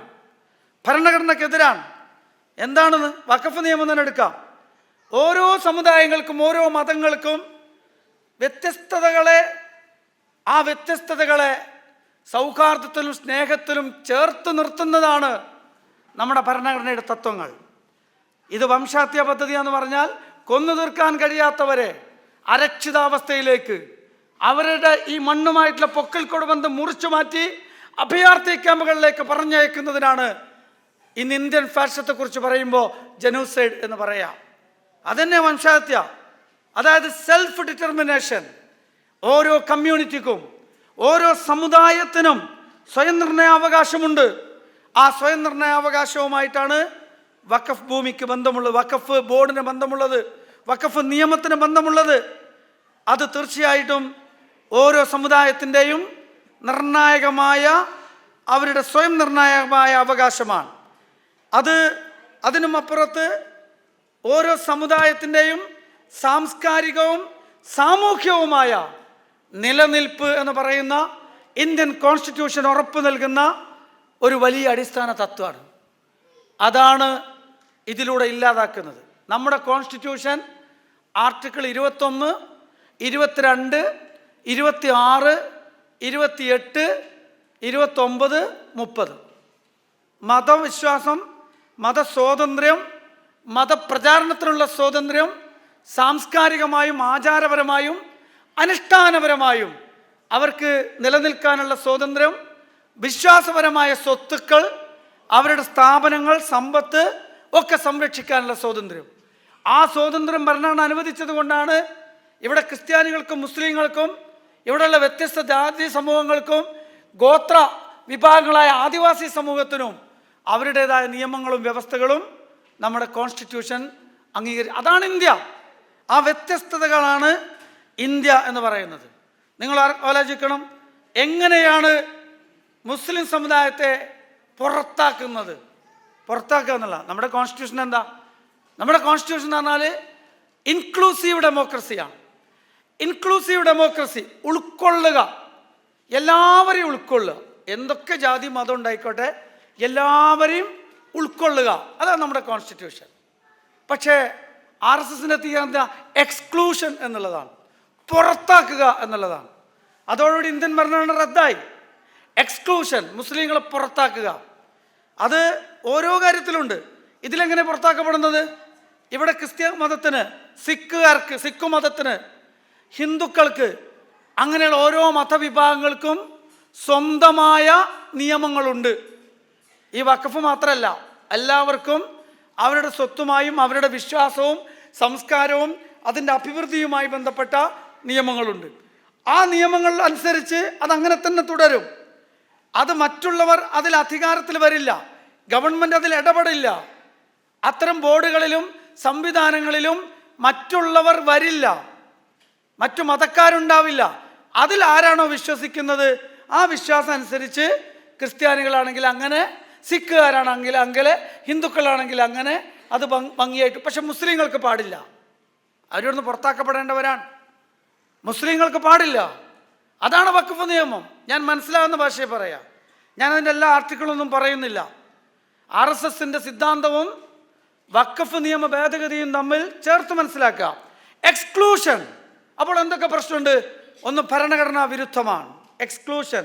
ഭരണഘടന എന്താ? ഇൻക്ലൂഷനാണ്, അല്ലേ? ഇൻക്ലൂസീവ് ഡെമോക്രസിയാണ്. പുറത്താക്കാണ്, ഭരണഘടനാ വിരുദ്ധമാണ്. ഇന്ത്യയുടെ ഭരണഘടനയ്ക്ക് എതിരാണ്, പുറത്താക്കലാണ്. അങ്ങനെ പുറത്താക്കുകയാണ് യഥാർത്ഥത്തിൽ ഇന്ത്യയിൽ ചെയ്യുന്നത്, ഈ പൗരത്വ നിയമ ഭേദഗതിയിലൂടെ ചെയ്യുന്നത്. ഞാൻ ഭേദഗതി വിശദീകരിക്കുന്നില്ല, ഇതിൻ്റെ അടിസ്ഥാന പ്രശ്നം മനസ്സിലാക്കാൻ വേണ്ടി അത്ര സമയം നമുക്കില്ല. ഇത് കുറച്ച് അടിസ്ഥാന വിവരങ്ങൾ നമ്മൾ ഷെയർ ചെയ്തുകൊണ്ടേയിരിക്കണം. ഫാഷിസത്തെ പ്രതിരോധിക്കാനുള്ള വഴി ഫാഷിസത്തെ തിരിച്ചറിയുകയും തിരിച്ചറിയുന്ന കാര്യങ്ങൾ പറയുകയും പറയുന്നത് ആവർത്തിക്കുകയും എത്ര അരോചകമായാലും ശരി ആവർത്തിച്ചു കൊണ്ടേയിരിക്കുകയും ചെയ്യുക. ആവർത്തനമാണ് ഫാഷിസത്തെ പ്രതിരോധിക്കാനുള്ള ഏറ്റവും വലിയ വഴി. അവരെന്താ ചെയ്യണത്? അവർ നുണ പറയാം, ഒരു നുണ പറയാം, എന്നിട്ട് നുണ കുറേ ആളുകൾ ചേർന്ന് പറയാം. അങ്ങനെ ഒരുപാട് ആളുകൾ ചേർന്ന് പറഞ്ഞത് ആവർത്തിച്ച് പറയാം. അങ്ങനെ ആവർത്തിച്ച് പറയുമ്പോൾ കേൾക്കുന്ന ആൾക്ക് എന്ത് തോന്നും? കുറച്ച് കഴിയുമ്പോൾ അത് ശരിയാവും. അങ്ങനെയാണ്. ഇപ്പം ഞാനാണ് നുണ പറഞ്ഞതെങ്കിൽ ഞാൻ തന്നെ ആദ്യം നുണ പറയും, പിന്നെ അത് കേട്ട് നിങ്ങൾ ആക്ട് ചെയ്യും. അപ്പോൾ ഞാൻ ആദ്യമൊക്കെ ചിരിക്കും. നിങ്ങൾ ഒരുപാട് ആളുകൾ ആക്ട് ചെയ്യാൻ തുടങ്ങുമ്പോൾ ഞാൻ പറഞ്ഞ നുണ ഞാൻ മറക്കും, ഞാൻ തന്നെ അത് സത്യമാണെന്ന് വിചാരിക്കും. നിങ്ങൾ കേട്ടിട്ടുണ്ടോ? ഒരു കഥ പറയാം. ഒരു ചങ്ങാതി ആളെ കളിയാക്കാൻ വേണ്ടി റോട്ടിൽ ഇറങ്ങിയിട്ട് പറഞ്ഞു, ആ സ്വർണ്ണക്കടയിൽ ഇഷ്ടംപോലെ സ്വർണം കൊടുക്കുന്നുണ്ട് എന്ന് പറഞ്ഞു. ആളുകളൊക്കെ പോകാൻ തുടങ്ങി സ്വർണം വാങ്ങാൻ. അങ്ങനെ വാങ്ങാൻ പോവുകയാണ്. കുറച്ച് കഴിഞ്ഞപ്പോൾ അപ്പോൾ ഇയാളിങ്ങനെ കളിയാക്കി ചിരിച്ചു. കുറച്ച് കഴിഞ്ഞപ്പോൾ ഇയാളൊരു വിഭ്രാമജനകമായൊരവസ്ഥയിലേക്ക് ഇയാൾ മാറി. ഞാൻ ഫാഷിസം എങ്ങനെയാണ് മനുഷ്യരെ തെറ്റിദ്ധരിപ്പിക്കുന്നതെന്ന് മനസ്സിലാക്കാൻ വേണ്ടിയിട്ട് പറയുകയാണ്. അത് വളരെ സൈക്കോളജിക്കലായ ഒരു കാര്യമാണത്, മനഃശാസ്ത്രപരമാണ്, സാമൂഹ്യശാസ്ത്ര വിദഗ്ധന്മാർ കണ്ടെത്തിയിട്ടുള്ള കാര്യമാണ്. എന്താ സംഭവിക്കാൻ പോകുന്നത്? അങ്ങനെ ആളുകൾ ഇങ്ങനെ പോകാൻ തുടങ്ങി. ആദ്യമൊക്കെ ഇയാൾ കളിയാക്കി ചിരിച്ചു. കുറേ കഴിഞ്ഞപ്പോൾ ഇയാൾ മാറി. അവസാനം ഇയാൾ ചോദിക്കുക, അല്ല എന്താ നിങ്ങളൊക്കെ എടുക്കാൻ പോകുന്നത്? ഈ നുണ പറഞ്ഞാളേ ചോദിക്കും, നിങ്ങളൊക്കെ എങ്ങോട്ടാ പോകുന്നത്? അപ്പോൾ അവർ പറഞ്ഞു, അവിടെ ഒരു സ്വർണ്ണക്കടയിൽ സ്വർണം വിൽക്കാണ്ട്. ഈ പറഞ്ഞ ചങ്ങായി ഇയാളെ നുണ പറഞ്ഞ് അതയാൾ മറന്നു.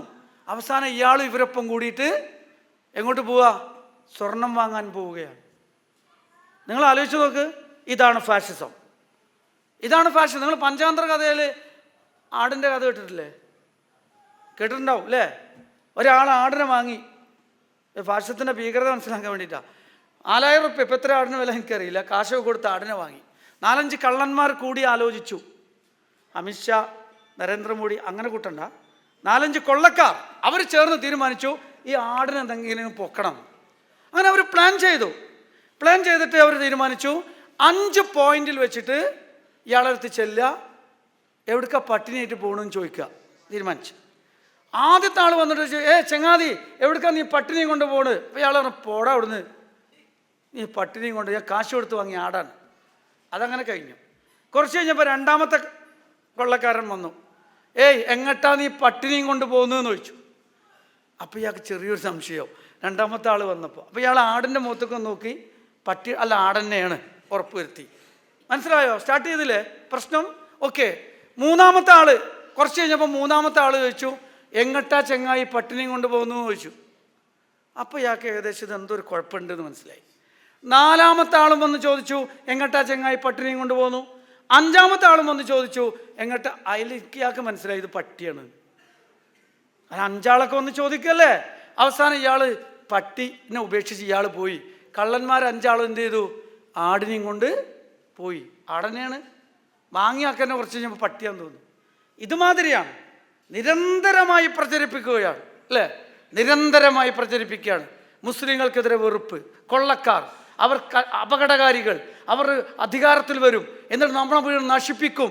അങ്ങനെ പറഞ്ഞ് പേടി ഉണ്ടാക്കുക. ആവർത്തിച്ച് പറയുമ്പോൾ നുണ പറഞ്ഞവനെ ശരിയാന്ന് തോന്നിയില്ലേ കുറച്ച് കഴിഞ്ഞപ്പോൾ? ഇതാണ് കാലം, ഇതാണ് ഫാഷിസം. ഇത് മനസ്സിലാക്കാതെ ഫാഷിസത്തെ അഡ്രസ് ചെയ്യാൻ നമുക്ക് പറ്റില്ല. ഞാൻ സൂചിപ്പിക്കുന്നത് അതുകൊണ്ട് പൗരത്വ നിയമ ഭേദഗതി എന്ന് പറഞ്ഞാൽ പണ്ടൊക്കെ ഒരു മതേതര ഗവൺമെൻറ് കോൺസ്റ്റിറ്റ്യൂഷനിൽ കൊണ്ടുവരുന്ന ഒരു അമെൻമെൻ്റ് അല്ല ഇത്. എക്സ്ക്ലൂഷൻ, ഭരണഘടനയെ റദ്ദ് ചെയ്യുന്ന ഈ രാജ്യത്തുള്ള മുസ്ലിങ്ങളെ പുറത്താക്കാൻ നമ്മൾ മനസ്സിലാക്കാൻ. നെഹ്റുവും അബുൽ കലാം ആസാദും ഇന്ത്യ സ്വതന്ത്രം നേടിയപ്പോൾ പാകിസ്ഥാനിൽ പോയി കുറേ ആൾക്കാർ പോയില്ലേ? അപ്പോൾ അവരിങ്ങനെ ആലോചിച്ചു, കുറേ സ്വത്തുണ്ട് ഇവിടെ മുസ്ലിങ്ങൾ, എന്ത് ചെയ്യണം? അപ്പോൾ അവർ പറഞ്ഞു, ഇനിയിപ്പോൾ മുസ്ലിങ്ങൾ ഇവിടെ ന്യൂനപക്ഷമല്ലേ, ഈ രാജ്യം വിഭജിച്ച് പോയി, പക്ഷെ അവരിപ്പോഴും ഇവിടെ തന്നെ നിൽക്കുകയാണ്. അപ്പോൾ അവർ നമ്മുടെ രാജ്യത്ത് നിൽക്കുമ്പോൾ അവർക്ക് വലിയ ഭീഷണിയുണ്ട്. കാരണം അവർ ന്യൂനപക്ഷമാണല്ലോ. അവർ നമുക്ക് ശരിക്ക് സംരക്ഷിക്കണം, അല്ലെങ്കിൽ അവർക്ക് അപകടമുണ്ട്. അപ്പോൾ അവർ പറഞ്ഞു, ഒരു കാര്യം ചെയ്യാം, ഈ സ്വത്തുക്കളൊക്കെ ഇവരുടെ അഭിവൃദ്ധിക്ക് വേണ്ടി ഉപയോഗിക്കാം.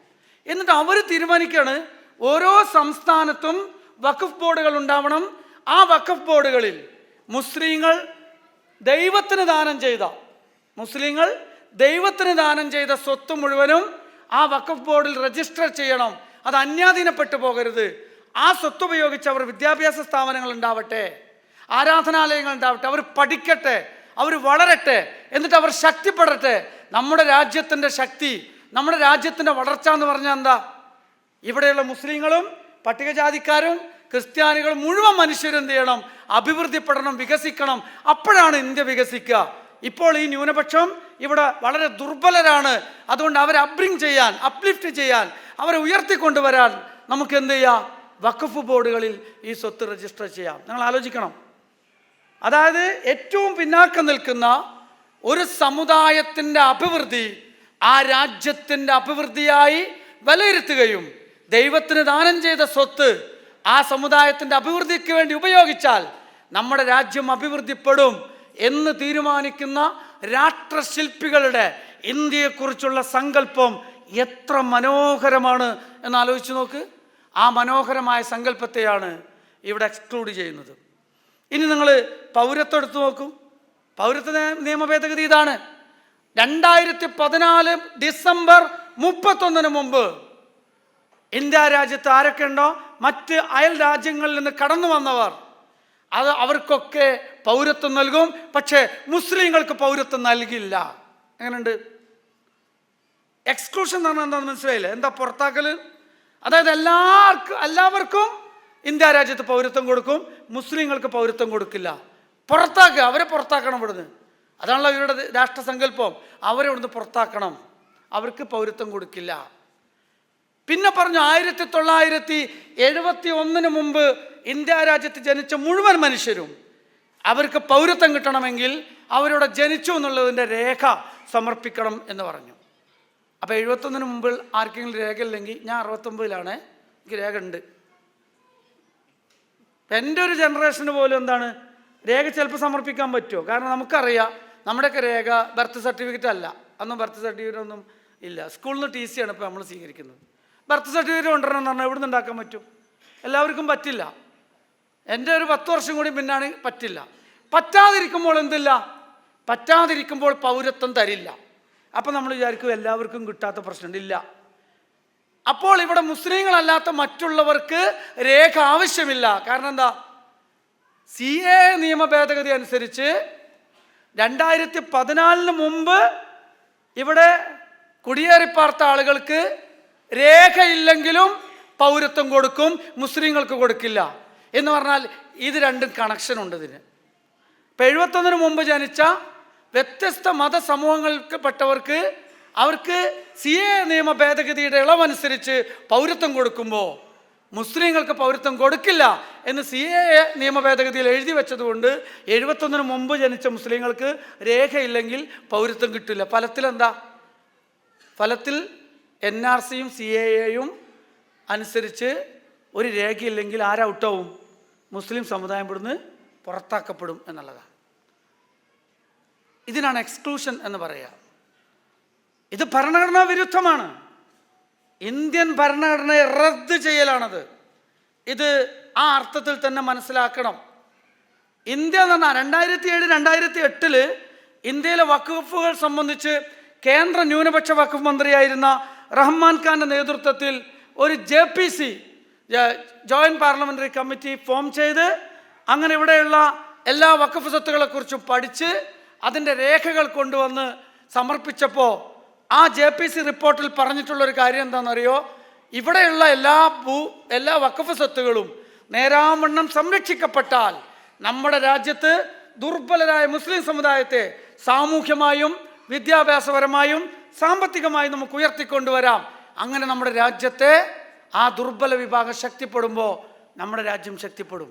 അതാണ് രാഷ്ട്രശില്പികളുടെ കൺസെപ്റ്റ്. ഇതാണ് നമ്മുടെ രാജ്യം. ആ രാജ്യത്തെയാണ് ഇപ്പം എന്ത് ചെയ്യുന്നത്? ഇവരെ പുറത്താക്കുക, അവരെ പുറത്താക്കുക. ആകെ ഒരു പ്രശ്നം, ഇപ്പം മുസ്ലിങ്ങൾ നാളെ ക്രിസ്ത്യാനികൾ, അത്രയേ ഉള്ളത്. ഇന്നല്ലെങ്കിൽ നാളെ അങ്ങനെ സംഭവിക്കാൻ പോവുകയാണ്. അപ്പോൾ നമ്മൾ മനസ്സിലാക്കേണ്ടത് ഇത് ശരിക്കും പുറത്താക്കലാണ്. RSS അവരുടെ ജനോസൈഡ് പ്രോസസ്സിലെ പ്രഥമ പരിപാടിയാണ് എന്ത്? വർഗീകരണം, വിഭജിക്കുക എന്നുള്ളതാണ്. ആ വിഭജനം ഇപ്പം മുസ്ലിങ്ങളും അല്ലാത്തവരും എന്ന് വിഭജിക്കുക. പിന്നെ അവർ ചെയ്യുന്നൊരു പരിപാടിയാണ് വിഭജിക്കുക. അതേപോലെ തന്നെ അവരുടെ അടുത്ത ഒരു പദ്ധതിയാണ് വിഭജിക്കുക മാത്രമല്ല അവർ ചെയ്യുക, എല്ലാ കാര്യങ്ങളും വ്യാഖ്യാനിക്കുക എന്നുള്ളതാണ്. വ്യാഖ്യാനിക്കുക. ആടിനെ വ്യാഖ്യാനിച്ച് എന്താക്കി? പട്ടിയാക്കി. അപ്പോൾ വ്യാഖ്യാനിക്കുക എന്നുള്ളതാണ്. അങ്ങനെ വ്യാഖ്യാനിച്ചുകൊണ്ടാണ് വംശീയ രാഷ്ട്രീയത്തെ എസ്റ്റാബ്ലിഷ് ചെയ്യുന്നത് എന്നുള്ളതാണ്. വർഗീയ കലാപങ്ങളിലൂടെയാണ് ആ വർഗീകരണത്തെ കൃത്യപ്പെടുത്തി അത് ഭയമാക്കി രൂപപ്പെടുത്തിയെടുത്ത് അധികാരത്തിലേക്ക് ഒരു വോട്ട് ബാങ്കിനെ അവർ രൂപപ്പെടുത്തിയെടുക്കുന്നത് എന്നുള്ളതാണ്. ഇതാണ് നടന്നുകൊണ്ടിരിക്കുന്നത്. അപ്പോൾ വഖഫ് പദ്ധതി എന്ന് പറയുന്നത് ഇതൊന്നുമില്ലാതെ തന്നെ പള്ളികളുടെ അടിയിൽ പോയി മാന്തി ശിവലിംഗം കണ്ടെത്തുന്ന, അങ്ങനെ RSSകാർ ഈ ഒരു രേഖയുമില്ലാതെ തന്നെ ഇവിടെയുള്ള എല്ലാ സ്വത്തുക്കളും കൊള്ളയടിച്ചുകൊണ്ടിരിക്കുകയാണ്. അവർക്ക് കൊള്ളയടിക്കാനുള്ള നിയമനിർമ്മാണമാണ് ആരുണ്ടാക്കി കൊടുക്കുന്നത്? ഈ ഗവൺമെൻറ് ഉണ്ടാക്കി കൊടുക്കുന്നത്. 1947 മുമ്പുള്ള എല്ലാ ആരാധനാലയങ്ങളും, ചർച്ചായാലും പള്ളിയായാലും ക്ഷേത്രമായാലും അമ്പലമായാലും ഒക്കെ ആ സ്റ്റാറ്റസ് കോ നിലനിൽക്കണമെന്നതാണ് കോടതി നിയമം. സുപ്രീം കോടതി തന്നെ വിധിച്ചതാണ്. പക്ഷെ RSSൻ്റെ കോടതികൾ എന്താ പറയുന്നത്? ആരെങ്കിലും മാന്തി പോകാൻ അനുവാദം ചോദിച്ചാൽ മാന്തി പോയിക്കോളിയും, സർവേ നടത്തിക്കോളിയും, ശിവലിംഗം അവിടെ ഉണ്ട് എന്ന് പറഞ്ഞാൽ ഉണ്ടോ, എന്നാൽ പള്ളി പൂട്ടിടാം, നിങ്ങൾ ആരാധന തുടങ്ങിക്കോളിയും എന്ന് ആര് പറയുന്നു? കോടതി പറയാണ്. കോടതി ആരുടേതാ? അത് സ്വതന്ത്ര ഭരണഘടനാ സ്ഥാപനമല്ല, അത് ഇന്ന് RSSന്റെ സ്ഥാപനമാണ്. അതിനെക്കുറിച്ചാണ് ഞാൻ ഡീപ്പ് സ്റ്റേറ്റ് എന്ന് പറഞ്ഞത്. RSS എങ്ങനെയൊക്കെയാണ് ഭരിക്കുക? ഡീപ്പ് സ്റ്റേറ്റ് ആയിട്ട് ഭരിക്കും. സാക്ഷാൽ നിങ്ങൾ എന്നെ തന്നെ പ്രധാനമന്ത്രിയാക്കിയിട്ട് ഒരു കാര്യമില്ല, അവിടേക്ക് ആ കാര്യം പോകുന്നത്. കാരണം എന്താ? ഈ ഡീപ്പ് സ്റ്റേറ്റാണ് അപ്പോൾ പ്രവർത്തിക്കുക. അതുകൊണ്ടാണ് നമ്മൾ പറയുന്നത് പൊളിറ്റിക്കൽ ഫാഷിസം അധികാരത്തിന് അവരെ പുറത്താക്കാൻ പറ്റുള്ളൂ, പൊളിറ്റിക്കൽ ഫാഷിസത്തെ അഡ്രസ് ചെയ്താൽ. കൾച്ചറൽ ഫാഷിസത്തെ അഡ്രസ് ചെയ്തിട്ടില്ലെങ്കിൽ സാക്ഷാൽ രാഹുൽ ഗാന്ധി പ്രധാനമന്ത്രി ആയാലും അതല്ലെങ്കിൽ ഇടതുപക്ഷക്കാരൻ പ്രധാനമന്ത്രി ആയാലും ഇവിടെ നടക്കാൻ പോകുന്ന ഭരണം RSSന്റെ ഭരണമായിരിക്കും. അത്രയ്ക്കും അധികാര കേന്ദ്രങ്ങളിൽ ഒരു ഡീപ്പ് സ്റ്റേറ്റ് ആയിട്ട് അവർ പ്രവർത്തിക്കുന്നു എന്നുള്ളതാണ്. അതുകൊണ്ട് ഇത് മനസ്സിലാക്കിക്കൊണ്ട് വേണം ഇന്ത്യൻ ഫാഷിസത്തെ നമ്മൾ വിലയിരുത്താൻ എന്നാണ് ഓർമ്മപ്പെടുത്തുന്നത്. എങ്ങനെ നമ്മളിതിനെ പ്രതിരോധിക്കും എന്ന ചോദ്യത്തിൻ്റെ ഉത്തരമാണ് ഇന്ത്യൻ ഭരണഘടന ഉയർത്തിപ്പിടിച്ച് പ്രതിരോധിക്കും എന്നതാണ്. കാരണം ഇന്ത്യൻ ഭരണഘടനയിൽ ഇപ്പോഴും ഈ അടിസ്ഥാന തത്വങ്ങൾ അവർക്ക് മാറ്റാൻ പറ്റിയിട്ടില്ല. ഇന്ത്യൻ ഭരണഘടന അവിടെ നിർത്തിയിട്ട് വേറെ നിയമം നിർമ്മിക്കുക, അതങ്ങനെ ചെയ്യുള്ളൂ കേട്ടോ. അതാണ് ഫാഷിസം. ഇന്ത്യൻ ഭരണഘടന തൊടൂല, പക്ഷെ വേറെ ഭരണഘടന ഇവിടെ ഓരോ നിയമങ്ങൾ നിർമ്മിച്ചുകൊണ്ട് ഉണ്ടാക്കുകയാണ്. അപ്പോൾ വഖഫ് സ്വത്തിൻ്റെ പ്രശ്നത്തെയും പൗരത്വ പ്രശ്നത്തെയും ബുൾഡോസിങ്ങിനെയൊക്കെ നമ്മൾ കാണേണ്ടത് എങ്ങനെയാണ്? അത് ഇന്ത്യൻ ഭരണഘടനയെ റദ്ദ് ചെയ്യുന്ന, ഇന്ത്യയുടെ അടിസ്ഥാന തത്വമായ ഇൻക്ലൂസീവ് ഡെമോക്രസിയെ റദ്ദ് ചെയ്യുന്ന, എക്സ്ക്ലൂഷൻ എന്ന നമ്മുടെ രാഷ്ട്രത്തിൻ്റെ സ്വതന്ത്രാനന്തര ഭാരതത്തിൻ്റെ സൗഹാർദ്ദത്തിൻ്റെ സ്നേഹച്ചരടുകളിൽ വെറുപ്പിൻ്റെ കത്രിക വെച്ച് അമർത്തുകയാണ്. ആ കത്രികയ്ക്ക് പിടിക്കാൻ നമ്മുടെ കയ്യിൽ നമ്മുടേതായ ഒരു സോഷ്യൽ എൻജിനീയറിംഗ് ടൂൾ ഉണ്ടാവണം. അതാണ് നമ്മൾ പറയുന്ന സോഷ്യൽ ജസ്റ്റിസ്, സോഷ്യൽ ഇക്വാലിറ്റി, അതേപോലെ തന്നെ ഫ്രട്ടേണിറ്റി, സാഹോദര്യം. അതിനുമപ്പുറത്ത് ജാതി സെൻസസ് നടത്തണം. ജാതി സെൻസസ് നടത്തിയിട്ട് എന്ത് വേണം? ജനസംഖ്യാനുപാതികമായ പ്രാതിനിധ്യം ഉണ്ടാവണം. പാർലമെൻറ്റിലുണ്ടാവണം, നിയമസഭകളിലുണ്ടാവണം, രാജ്യസഭകളിലുണ്ടാവണം, കോടതികളിലുണ്ടാവണം. എവിടെയൊക്കെയാണോ സർക്കാരിൻ്റെ പൊതുമണ്ഡലങ്ങളുള്ളത് ആ മണ്ഡലങ്ങൾ ഉള്ളിടത്തൊക്കെ ഓരോ സമുദായത്തിൻ്റെയും പ്രാതിനിധ്യം, ജനസംഖ്യാനുപാതികമായ പ്രാതിനിധ്യം ഉണ്ടാവണം. അത് കൊണ്ടുവന്നാൽ തിരിയും. അത് കൊണ്ടുവന്നാൽ 16% വരുന്ന സവർണ സമൂഹം ഇന്ന് 60-70% എല്ലാ മണ്ഡലങ്ങളിലും അവരാണുള്ളത്. ഇവിടെയുള്ള പട്ടികജാതി പട്ടികവിഭാഗത്തിന് സംവരണം ഉണ്ടായതുകൊണ്ടാണ് അവിടെ 4 MP-മാരും 4 MLA-മാരും ഉള്ളത്. മുസ്ലിം സമുദായത്തിന് സംവരണം ഇല്ലാത്തത് കൊണ്ടാണ് ആരുമില്ല, ഒരു മന്ത്രിയില്ലല്ലോ. ഉണ്ടോ? കേന്ദ്രത്തിലുണ്ടോ? ഇല്ല. ജനസംഖ്യാനുപാതമായി ഉണ്ടോ? ഇല്ല. പട്ടികജാതി പട്ടികവിഭാഗത്തിന് കിട്ടിയത് സംവരണം ഉള്ളത് കൊണ്ടാണ്. നമ്മൾ മനസ്സിലാക്കണത്, സംവരണത്തിൻ്റെ പ്രത്യേകത മനസ്സിലാക്കണം. അപ്പം നമ്മൾ ജാതി സെൻസസ് നടത്തണം എന്നാവശ്യപ്പെടുന്നത്, ജാതി സെൻസസ് നടത്തുമ്പോൾ ഓരോ വിഭാഗങ്ങൾക്കും ചരിത്രപരമായ കാരണങ്ങളാൽ ജാതി മേധാവിത്വം കൊണ്ട് നഷ്ടപ്പെട്ട മൗലികാവകാശങ്ങൾ, സ്വതന്ത്രാനന്തര ഇന്ത്യയിലെ ജനാധിപത്യ ഭരണകൂടങ്ങൾ ആ കടം വീട്ടണം. ആ കടം വീട്ടാനാണ് നമ്മൾ ആവശ്യപ്പെടുന്നത്. ജാതി സെൻസസ് നടത്തണം. ജാതി സെൻസസ് നടത്തുമ്പോൾ ഓരോ ജാതിയും പറയും, ഞങ്ങളുടെ പൂർവികരുടെ ഭൂമി ഇവിടുത്തെ സവർണർ കൈവശപ്പെടുത്തി, ഞങ്ങളുടെ ഉദ്യോഗം നിങ്ങൾ നിഷേധിച്ചു, ഞങ്ങളെ പഠിക്കാൻ നിങ്ങൾ സമ്മതിച്ചില്ല, ഞങ്ങളെ തോട്ടിപ്പണിക്ക് നിങ്ങൾ നിർബന്ധിച്ച് അടിമകളാക്കിയത് കൊണ്ടാണ് ഞങ്ങളുടെ പൂർവികർക്ക് ഭൂമി ഇല്ലാതായത്, വീടില്ലാതായത്, വിദ്യാഭ്യാസം നിഷേധിച്ചത്, അധികാരമില്ലാതായത്, ഉദ്യോഗമില്ലാതായത്. അതിൻ്റെ പേരക്കുട്ടികളായി ഞങ്ങൾക്ക് എഴുന്നേറ്റ് നടക്കാൻ വയ്യ. സംവരണം നോക്കുമ്പോൾ അതിലേക്ക് പോലും ഓടിയിട്ട് എത്തുന്നില്ല. അത്രക്കും ഞങ്ങളെ പീഡിപ്പിച്ചിട്ടുണ്ട് എന്നിവിടെയുള്ള ഓരോ ജാതി സമൂഹങ്ങളും എഴുന്നേറ്റ് നിന്ന് കണക്ക് ചോദിക്കുമ്പോൾ RSSന്റെ മുസ്ലിങ്ങളും അല്ലാത്തവരുമെന്ന വർഗീയമായ വ്യാജമായ വെറുപ്പിൻ്റെ ഹിന്ദു ഏകീകരണം പൊളിഞ്ഞ് പാളിസാവും. ക്ലിയർ ആവുന്നുണ്ടോ? അതാണ് നമ്മുടെ സോഷ്യൽ എഞ്ചിനീയറിംഗ് ടൂൾ. എന്താണ്? ജാതി സെൻസസ് നടത്തണം, ജനസംഖ്യാനുപാതികമായിട്ട് എല്ലാവർക്കും അർഹമായത് കിട്ടണം എന്നുള്ളതാണ്. ഞാൻ സൂചിപ്പിക്കുന്നത് RSSന്റെ ഈ സാമുദായിക ധ്രുവീകരണത്തെ, വർഗീകരണത്തെ, മുസ്ലിങ്ങളും അല്ലാത്ത ചാതുർവർണ്ണ വ്യവസ്ഥയിൽ അധിഷ്ഠിതമായ, ജാതി വ്യവസ്ഥയിൽ അധിഷ്ഠിതമായ, പട്ടികജാതി പട്ടിക വിഭാഗക്കാരെ അടിമകളാക്കി നിർത്തുന്ന മുസ്ലിങ്ങളെയും ക്രിസ്ത്യാനികളെയും പുറത്താക്കുന്ന ഈ അപകടകരമായ വംശീയ രാഷ്ട്രീയത്തെ പരമ്പരാഗത രാഷ്ട്രീയ പാർട്ടികൾ ചോദ്യം ചെയ്യാത്തത് കൊണ്ടാണ് 100 വർഷം കൊണ്ട് അവർക്ക് അവരുടെ ടാർഗറ്റ് അച്ചീവ് ചെയ്യാൻ സാധിച്ചത്. അതുകൊണ്ടാണ് അങ്ങനെ സംഭവിച്ചത്. ഇന്ന് നമ്മൾ മനസ്സിലാക്കണം, നമ്മുടെ കേരളത്തെക്കുറിച്ച് നമുക്ക് എന്തൊരു നാക്കാ സംസാരിക്കാൻ. ഞാനിപ്പോൾ കേരളത്തിൽ നിന്ന് ഇങ്ങോട്ട് വരുന്നത് ഇന്നലെയാണ്. മിഞ്ഞാന്ന് നിങ്ങൾ മനസ്സിലാക്കണം, മിഞ്ഞാന്ന് ഞാൻ യുദ്ധഭൂമിയിൽ, മിഞ്ഞാന്ന് കോഴിക്കോട് എയർപോർട്ടിൻ്റെ മുമ്പിൽ ന്യായമായൊരു സമരം, ബാരിക്കേഡിൻ്റെ അപ്പുറത്തേക്ക് പോയിട്ടില്ല, സമാധാനപരമായ സമരം. 2 റോഡിൽ ഒരു റോട്ടിലൂടെ പോകുന്നു, ഒരു റോട്ടിലൂടെ പിന്നെ എയർപോർട്ടിലേക്ക് പോകാൻ വഴിയുണ്ട്, വേറെ 2 വഴിയുണ്ട്. പക്ഷേ കേരളത്തിലെ പോലീസ്, അവിടെ RSS ഒന്നും അല്ലല്ലോ ഭരിക്കുന്നത്, പക്ഷെ പോലീസ് RSS ആണ്. ഞാൻ പറഞ്ഞുതരാം, വിശദീകരിച്ചു തരാം. നിങ്ങൾക്ക് കേൾക്കാൻ സമയമുണ്ടോയെന്ന് എനിക്കറിയില്ല, എനിക്കൊരു സമയ പ്രശ്നമില്ല. അതായത് നമ്മൾ മനസ്സിലാക്കേണ്ടത്, കുട്ടികൾ, വിദ്യാർത്ഥികൾ ഗ്രനേഡ് എറിയ, അവരുടെ ദേഹത്തേക്കാണ് എറിയുന്നത്, ക്രൗഡിലേക്ക് എറിയാൻ പാടില്ല, നിയമവിരുദ്ധമാണത്. ആളുകൾ ഒഴിവാക്കാൻ വേണ്ടിയിട്ട് ഒരുതരം പുക സൃഷ്ടിക്കാനേ പാടുള്ളൂ, അവരിലേക്ക് എറിയുക. അത് എറിഞ്ഞ അപകടം. കുറേ ആളുകളുടെ തല പൊട്ടി, ആശുപത്രിയിലായി. ഞാനന്ന് രാത്രി 10 മണിക്ക് അവിടെ നിന്ന് പോകുന്നു. അപ്പോൾ ലാഹിക്ക് ഇങ്ങനെ വിളിക്കുകയാണ്, ഞാൻ എന്നിട്ട് ജയിലിലാക്കിയിട്ടുണ്ടോ എന്നറിയാൻ വേണ്ടിയിട്ട്. ഇപ്പം നിങ്ങളെ പരിപാടി അടക്കമുള്ള അവിടെ. പക്ഷെ ഞാൻ ഗസ്റ്റ് ആയതുകൊണ്ട് എനിക്കെതിരെ കേസില്ല. കേസുണ്ടെങ്കിൽ റിമാൻഡ് ചെയ്യപ്പെടും. കാരണം നേരത്തെയുള്ളൊരു സമരത്തിൽ ഞാൻ പ്രതിയാണ്. ഞാൻ ഇപ്പോഴും കോടതി കയറി ഇറങ്ങിക്കൊണ്ടിരിക്കുകയാണ്. ഞങ്ങളൊക്കെ പേരിൽ എത്ര കേസാണ്? എൻ്റെ കയ്യിൽ 8-10 കേസുണ്ട്. അവസാനം ഇപ്പോൾ നമ്മുടെ പൗരത്വ പ്രക്ഷോഭവുമായി ബന്ധപ്പെട്ട് 7 കേസുണ്ട്. 6 ഇപ്പോൾ അവസാനം LDF ഗവൺമെൻറ് ഇപ്പോൾ കഴിഞ്ഞ മാസമാണ് ഒക്കെ കൂടി ഒഴിവാക്കിയത്.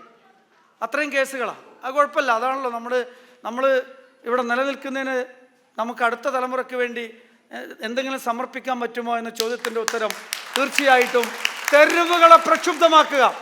തെരുവുകളെ പ്രക്ഷുബ്ധമാക്കിയിട്ട് RSSൻ്റെ പോലീസായാലും ഭരണകൂടമായാലും അവർ നമ്മളെ വെടിവെച്ച് കൊന്നാലും മാരണം കാണിച്ചു കൊടുത്തുകൊണ്ട് നമ്മുടെ രാജ്യത്തെ വീണ്ടെടുക്കാൻ നമ്മൾ ചോര കൊടുത്താൽ മാത്രമേ അടുത്ത തലമുറക്ക് ഇന്ത്യ എന്ന് പറയുന്ന ഒരു രാഷ്ട്രം ഇവിടെ ഉണ്ടാവുകയുള്ളൂ. അതുകൊണ്ടത് കൊടുത്തേ പറ്റുള്ളൂ. എന്താ സംഭവിക്കുന്നത്? കാരണം എന്താണെന്നറിയോ? ഈ RSSൻ്റെ വർഗീയ ഫാഷിസത്തെ പരമ്പരാഗത രാഷ്ട്രീയ പാർട്ടികൾ ചോദ്യം ചെയ്തില്ല എന്ന് മാത്രമല്ല, സൗഹാർദ്ദത്തിൻ്റെ, ദൈവത്തിൻ്റെ സ്വന്തം നാടായ കേരളത്തിൽ നിന്ന് ഇങ്ങോട്ട് പോരുമ്പോൾ ഞാൻ സമാധാനത്തിലല്ല പോരുന്നത്. കാരണം എൻ്റെ കൂടെ ബെഞ്ചിലിരുന്ന് പഠിച്ച മണിദാസൻ, എൻ്റെ കൂടെ ബെഞ്ചിലിരുന്ന് പഠിച്ച, ഒരേ കുളത്തിൽ ചാടിക്കുളിച്ച, ഒരുമിച്ചിരുന്ന് ഭക്ഷണം കഴിച്ച, ചിലപ്പോഴൊക്കെ വീട്ടിൽ വന്ന് വിരുന്ന് ഭർത്ത എൻ്റെ സുഹൃത്ത് മണിദാസന് തോന്നിത്തുടങ്ങിയിരിക്കുന്നു, ഹമീദ് ഒരു കുഴപ്പക്കാരനാണ്. ആട് പട്ടിയായില്ലേ അല്ലേ? ആദ്യമൊക്കെ അവൻ പറയും, ഇവനൊക്കെ ഭീകരവാദിയാണ്, ശ്രദ്ധിക്കണമെന്ന് RSSകാരൻ പറയുമ്പോൾ പറയും, നീ നിൻ്റെ പണി നോക്കടാ, ഞങ്ങളൊക്കെ ഒരു പായയിൽ കിടന്നുറങ്ങി ഒരു പാത്രത്തിൽ ഉണ്ട് ജീവിച്ചവരാന്ന് പറയും. പക്ഷേ മണിദാസൻ ഇങ്ങനെ ചെറിയൊരു സംശയം തുടങ്ങിയിരിക്കണ്, ഹമീദിന് കുഴപ്പമൊന്നുമില്ല, പക്ഷെ ഹമീദിൻ്റെ മതത്തിന് എന്തോ കുഴപ്പമുണ്ട്. ഇനി 1 കൊല്ലം കഴിയുമ്പോൾ മണിദാസന് തോന്നും, ഹമീദിന് തന്നെ കുഴപ്പമുണ്ട്, ഹമീദ് നമ്മുടെ മുമ്പിൽ അഭിനയിക്കുകയാണെന്ന് തോന്നും. എൻ്റെ കൂടെ ഒരേ പാത്രത്തിൽ നിന്ന് ഭക്ഷണം കഴിച്ച മണിദാസന്, തോളിട്ട് കൈയിട്ട് നടന്ന എന്നെ മണിദാസൻ സംശയിക്കുന്നത്, മണിദാസന് സംശയമുണ്ടാക്കിയതാരാ? മണിദാസന് സംശയമുണ്ടാക്കിയത് അതാണ് ഈ വർഗീയ ഫാഷിസം. നുണ പറഞ്ഞ് അവൻ്റെ ഉപബോധ മനസ്സിൽ എൻ്റെ സുഹൃത്ത് ഹമീദിനെന്തോ കുഴപ്പമുണ്ട് എന്ന് വരുത്തി തീർക്കുന്നതിൽ വിജയിച്ചു എന്നുള്ളതാണ്. ഇതാണ് ഇന്ത്യൻ ഫാഷിസം. ഈ ഫാഷിസം ഇതിനെ നേരിടേണ്ട ശക്തിയുള്ള നമ്മുടെ കേരളത്തിൽ, സൗഹാർദ്ദത്തിൻ്റെ കേരളത്തിൽ, സാഹോദര്യത്തിൻ്റെ കേരളത്തിൽ ഇന്നേ വരെ RSSന് ഒരു MP-യെയും MLA-യും കൊടുക്കില്ല എന്ന കാര്യത്തിൽ ശാഠ്യം പിടിച്ച കേരളത്തിന്, ആ കേരളത്തിൽ ദൗർഭാഗ്യകരമെന്ന് പറയട്ടെ, ഇന്ന് RSS പോലീസായിട്ട് പ്രവർത്തിക്കുന്നു. പിണറായി മുഖ്യമന്ത്രിയായിരിക്കുമ്പോൾ, LDF ഭരിക്കുമ്പോൾ കേരളത്തിൽ ഡീപ്പ് സ്റ്റേറ്റ് ആയിട്ട് പ്രവർത്തിക്കുന്നത് RSS, ഡീപ്പ് സ്റ്റേറ്റ് ആയിട്ട് പ്രവർത്തിക്കുന്നു. തെളിവ് ഞാൻ പറയാം. RSS കേരളത്തിൽ, ഉത്തരേന്ത്യയിൽ വർഗീയ കലാപങ്ങൾ ഉണ്ടാക്കിയിട്ടല്ലേ അധികാരത്തിൽ വന്നത്? കേരളത്തിലും അങ്ങനെ ശ്രമിച്ചിട്ടുണ്ട്. നിങ്ങൾക്ക് ഓർമ്മയുണ്ടോ താനൂർ സ്ഫോടനം നിങ്ങൾക്ക് ഓർമ്മയുണ്ടോ? അതായത് താനൂരിൽ ഒരു സ്ഫോടനം ഉണ്ടായി. മരിച്ച ആളെ പിടിക്കാൻ അറസ്റ്റർ സമ്മതിക്കൂല. അവസാനം പോലീസ് പിന്നാലെ കൂടി പിടിച്ചു. തിരുവനന്തപുരത്ത് നിന്ന് വന്ന തിരുവനന്തപുരത്ത് ശ്രീകാര്യം സ്വദേശി വട്ടച്ചിറ ശ്രീകാന്ത് കൊല്ലപ്പെട്ടു. ഒരു വീട്ടിൽ വെച്ചാണ് കൊല്ലപ്പെട്ടത്. അവിടെ ഒരു സ്ഫോടനം പെട്ടെന്ന് അങ്ങനെ കൊല്ലപ്പെട്ട് പിടികൂടി. ഒരു സംഘപരിവാറിൻ്റെ വീട്ടിലാണ്, RSSകാരൻ്റെ വീട്ടിലാണ്. വീട്ടുകാരെ മുഴുവൻ ചോദ്യം ചെയ്തപ്പോൾ 2 ദിവസം കഴിഞ്ഞ് താനൂരിൽ നടക്കാൻ പോകുന്ന ശ്രീകൃഷ്ണ ജയന്തിയിൽ ആരോ കുട്ടികളല്ലേ ഉണ്ടാവില്ല അധികം അല്ലേ? ആ റാലിയിൽ കുട്ടികളെ ചെറിയ നിഷ്കളങ്കരായ കുട്ടികൾ അണിനിരക്കുന്ന ഒരു വിശ്വാസപരമായ കാര്യം ശ്രീകൃഷ്ണ ജയന്തി. മലപ്പുറത്തൊക്കെ ആണെങ്കിൽ ഒരു കാര്യങ്ങൾ മനസ്സിലാക്കണം. നബിദിനം കടന്നു പോകുമ്പോൾ അവിടെയുള്ള എല്ലാ ജാതിക്കാരും കുട്ടികൾക്ക് മിഠായി കൊടുക്കും. ശ്രീകൃഷ്ണ ജയന്തി കടന്നു പോകുമ്പോഴും ജാതി മതമൊന്നുമില്ല, കുട്ടികളല്ലേ, അവർക്ക് കൊണ്ടുപോയിട്ട് മിഠായി കൊടുക്കും. ആ നാടാണ് മലപ്പുറം.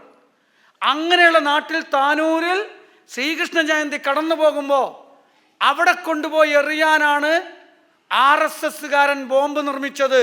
ആ ബോംബ് നിർമ്മിച്ചു കൊണ്ടിരിക്കുമ്പോൾ ആ ബോംബ് പൊട്ടി അയാൾ മരിച്ചു. അതുകൊണ്ട് ശ്രീകൃഷ്ണ ജയന്തിയിൽ എറിയാൻ പറ്റിയില്ല. നിങ്ങൾ ഓർക്കണം, ശ്രീകൃഷ്ണ ജയന്തിയിൽ ആ ബോംബ് എറിഞ്ഞാൽ അവിടെയുള്ള കുഞ്ഞു മക്കളുടെ ശരീരം ചിഹ്നിച്ചെറിയാൽ അപ്പം തന്നെ എല്ലാവരും പറയും മുസ്ലിം തീവ്രവാദികളാണത് ചെയ്തത്. അങ്ങനെ ആ ഒരു ശ്രീകൃഷ്ണ ജയന്തിയിലെ കുട്ടികളുടെ ശരീരം ചിഹ്നിച്ചിതറുന്നത് വെച്ചിട്ട് നമ്മുടെ കേരളത്തിൽ ഒരു വർഗീയാന്തരീക്ഷം രൂപപ്പെടുത്തി അധികാരത്തിലെത്താൻ താനൂർ സ്ഫോടനത്തിന് അന്ന് തന്നെ ശ്രമിച്ചു. പക്ഷേ പോലീസ് പിടികൂടി. അന്ന് പോലീസ് RSSൻ്റെ പോലീസല്ല. അതുകൊണ്ട് MN കോശി പത്രസമ്മേളനം നടത്തിയിട്ട് പറഞ്ഞു മലപ്പുറം ജില്ലയെ ദൈവം രക്ഷിച്ചു എന്ന്. മലപ്പുറം ജില്ലയെ ദൈവം രക്ഷിച്ചു. ഇത് ഞാൻ പറയാനൊരു കാരണം നിങ്ങൾ മനസ്സിലാക്കേണ്ടത് 2016 ശേഷം എൻ്റെ വീട്ടിൽ നിന്ന് 5 കിലോമീറ്റർ അപ്പുറത്ത് പൂക്കോട്ടുംപാടം എന്ന് പറയുന്നൊരു സ്ഥലമുണ്ട്. ഈ പൂക്കോട്ടുംപാടത്ത് 2017 2016 ഞാൻ പറയാൻ കാരണമുണ്ട് അല്ലേ? LDF ഗവൺമെൻറ് അധികാരത്തിൽ വന്നത് ശേഷം 2017 പൂക്കോട്ടുംപാടത്ത് ക്ഷേത്രത്തിന് നേരെ ആക്രമണം നടന്നു. പാതിരാവിൽ വന്നിട്ട് ക്ഷേത്രത്തിൽ കയറിയിട്ട് അവിടെയുള്ള പ്രതിഷ്ഠ എടുത്തിട്ട് വലിച്ചെറിഞ്ഞു. എന്നിട്ട് അവിടെ മാലിന്യം കൊണ്ടുപോയി തള്ളി, ചാണകം എന്തൊക്കെയോ കൊണ്ടുപോയി തള്ളി, വേസ്റ്റ്, അങ്ങാടിയിലെ വേസ്റ്റ് കൊണ്ടുപോയി തള്ളി. പിറ്റേന്ന് നേരം വെളുത്തപ്പോൾ പ്രാദേശിക ചാനലുകളിലൊക്കെ വാർത്ത, ക്ഷേത്രത്തിൽ ആക്രമണം, മുസ്ലിം തീവ്രവാദികൾ, ഭീകര. 2 ദിവസം വാർത്ത ഓടി. പക്ഷേ പ്രതിയെ പിടിച്ചു. ആരാ പ്രതി എന്നറിയോ? RSS സഹയാത്രികൻ രാജാറാം മോഹൻദാസ് പോറ്റി. എന്തിനാ ഈ പേര് ഞാൻ വായിക്കണമെന്ന് അറിയോ? ഇതിങ്ങനെ വായിച്ചാലേ വിശ്വസിക്കുള്ളൂ. ഞാൻ തന്നെ അങ്ങനെ വിശ്വസിക്കുള്ളൂ. RSSനാണല്ലോ നമ്മുടെ അടക്കം തലച്ചോറിൽ മേധാവിത്വമുള്ളത്. അതുകൊണ്ടാണ് പറയുന്നത് ഈ പേര് RSS സഹകാരിയെ ഞാൻ എത്രയോ പൊതുയോഗത്ത് പ്രസംഗിച്ചു. വേണമെങ്കിൽ ഒരു കേസെടുക്കട്ടെ. രാജാറാം മോഹൻദാസ് പോറ്റി എന്ന RSSകാരനാണ് ആ പണിയെടുത്ത്. അതിനുവേണ്ടി ആൾ മമ്പാട് റൂമെടുത്ത് വർഷങ്ങൾ താമസിച്ചിട്ടുണ്ട്. നിങ്ങൾ മനസ്സിലാക്കണം RSS എങ്ങനെ പ്രവർത്തിക്കുന്നത്. പക്ഷേ 2017 പോലീസ് RSSൻ്റെതാ. താനൂർ സ്ഫോടനം നടക്കുമ്പോൾ പോലീസ് RSSൻ്റെതല്ല, അവരുടെ പിടിയിൽ വന്നിട്ടില്ല. അതുകൊണ്ടാണ് ഉമ്മൻ കോശി പറഞ്ഞത് മലപ്പുറം ജില്ലയെ ദൈവം രക്ഷിച്ചു എന്ന്. എന്താ പോലീസ് പറഞ്ഞത്? അതവൻ മദ്യലഹരിയിൽ ചെയ്തതാണ്. പക്ഷേ നിങ്ങൾ ഓർക്കണം, അവൻ മദ്യലഹരിയിൽ ചെയ്തതാണെന്നുള്ളത് ആ വാർത്തയൊക്കെ വന്നിട്ടുണ്ട്, പോലീസ് പറഞ്ഞിട്ടുണ്ട്, അതുപോലും ആരും അറിഞ്ഞിട്ടില്ല. പക്ഷേ 2 ദിവസം മുസ്ലിം ഭീകരവാദികൾ ക്ഷേത്രത്തിൽ മാലിന്യം കൊണ്ടുപോയി തള്ളി എന്ന വാർത്ത നമ്മുടെ തലച്ചോറിൽ എസ്റ്റാബ്ലിഷ്ഡാണ്, സ്ഥാപിതമായി. എങ്ങോട്ടാണ് നമ്മുടെ കേരളം പോകുന്നത്? കേരളത്തിൽ വെറുപ്പുണ്ടാകുന്നത് എങ്ങനെയാണ്? മനസ്സിലായില്ലേ? സ്വാഭാവികമായിട്ടും ആദ്യത്തെ വാർത്ത കിട്ടിയവർക്ക് മുസ്ലിം സമുദായത്തോട് വെറുപ്പുണ്ടാവില്ലേ?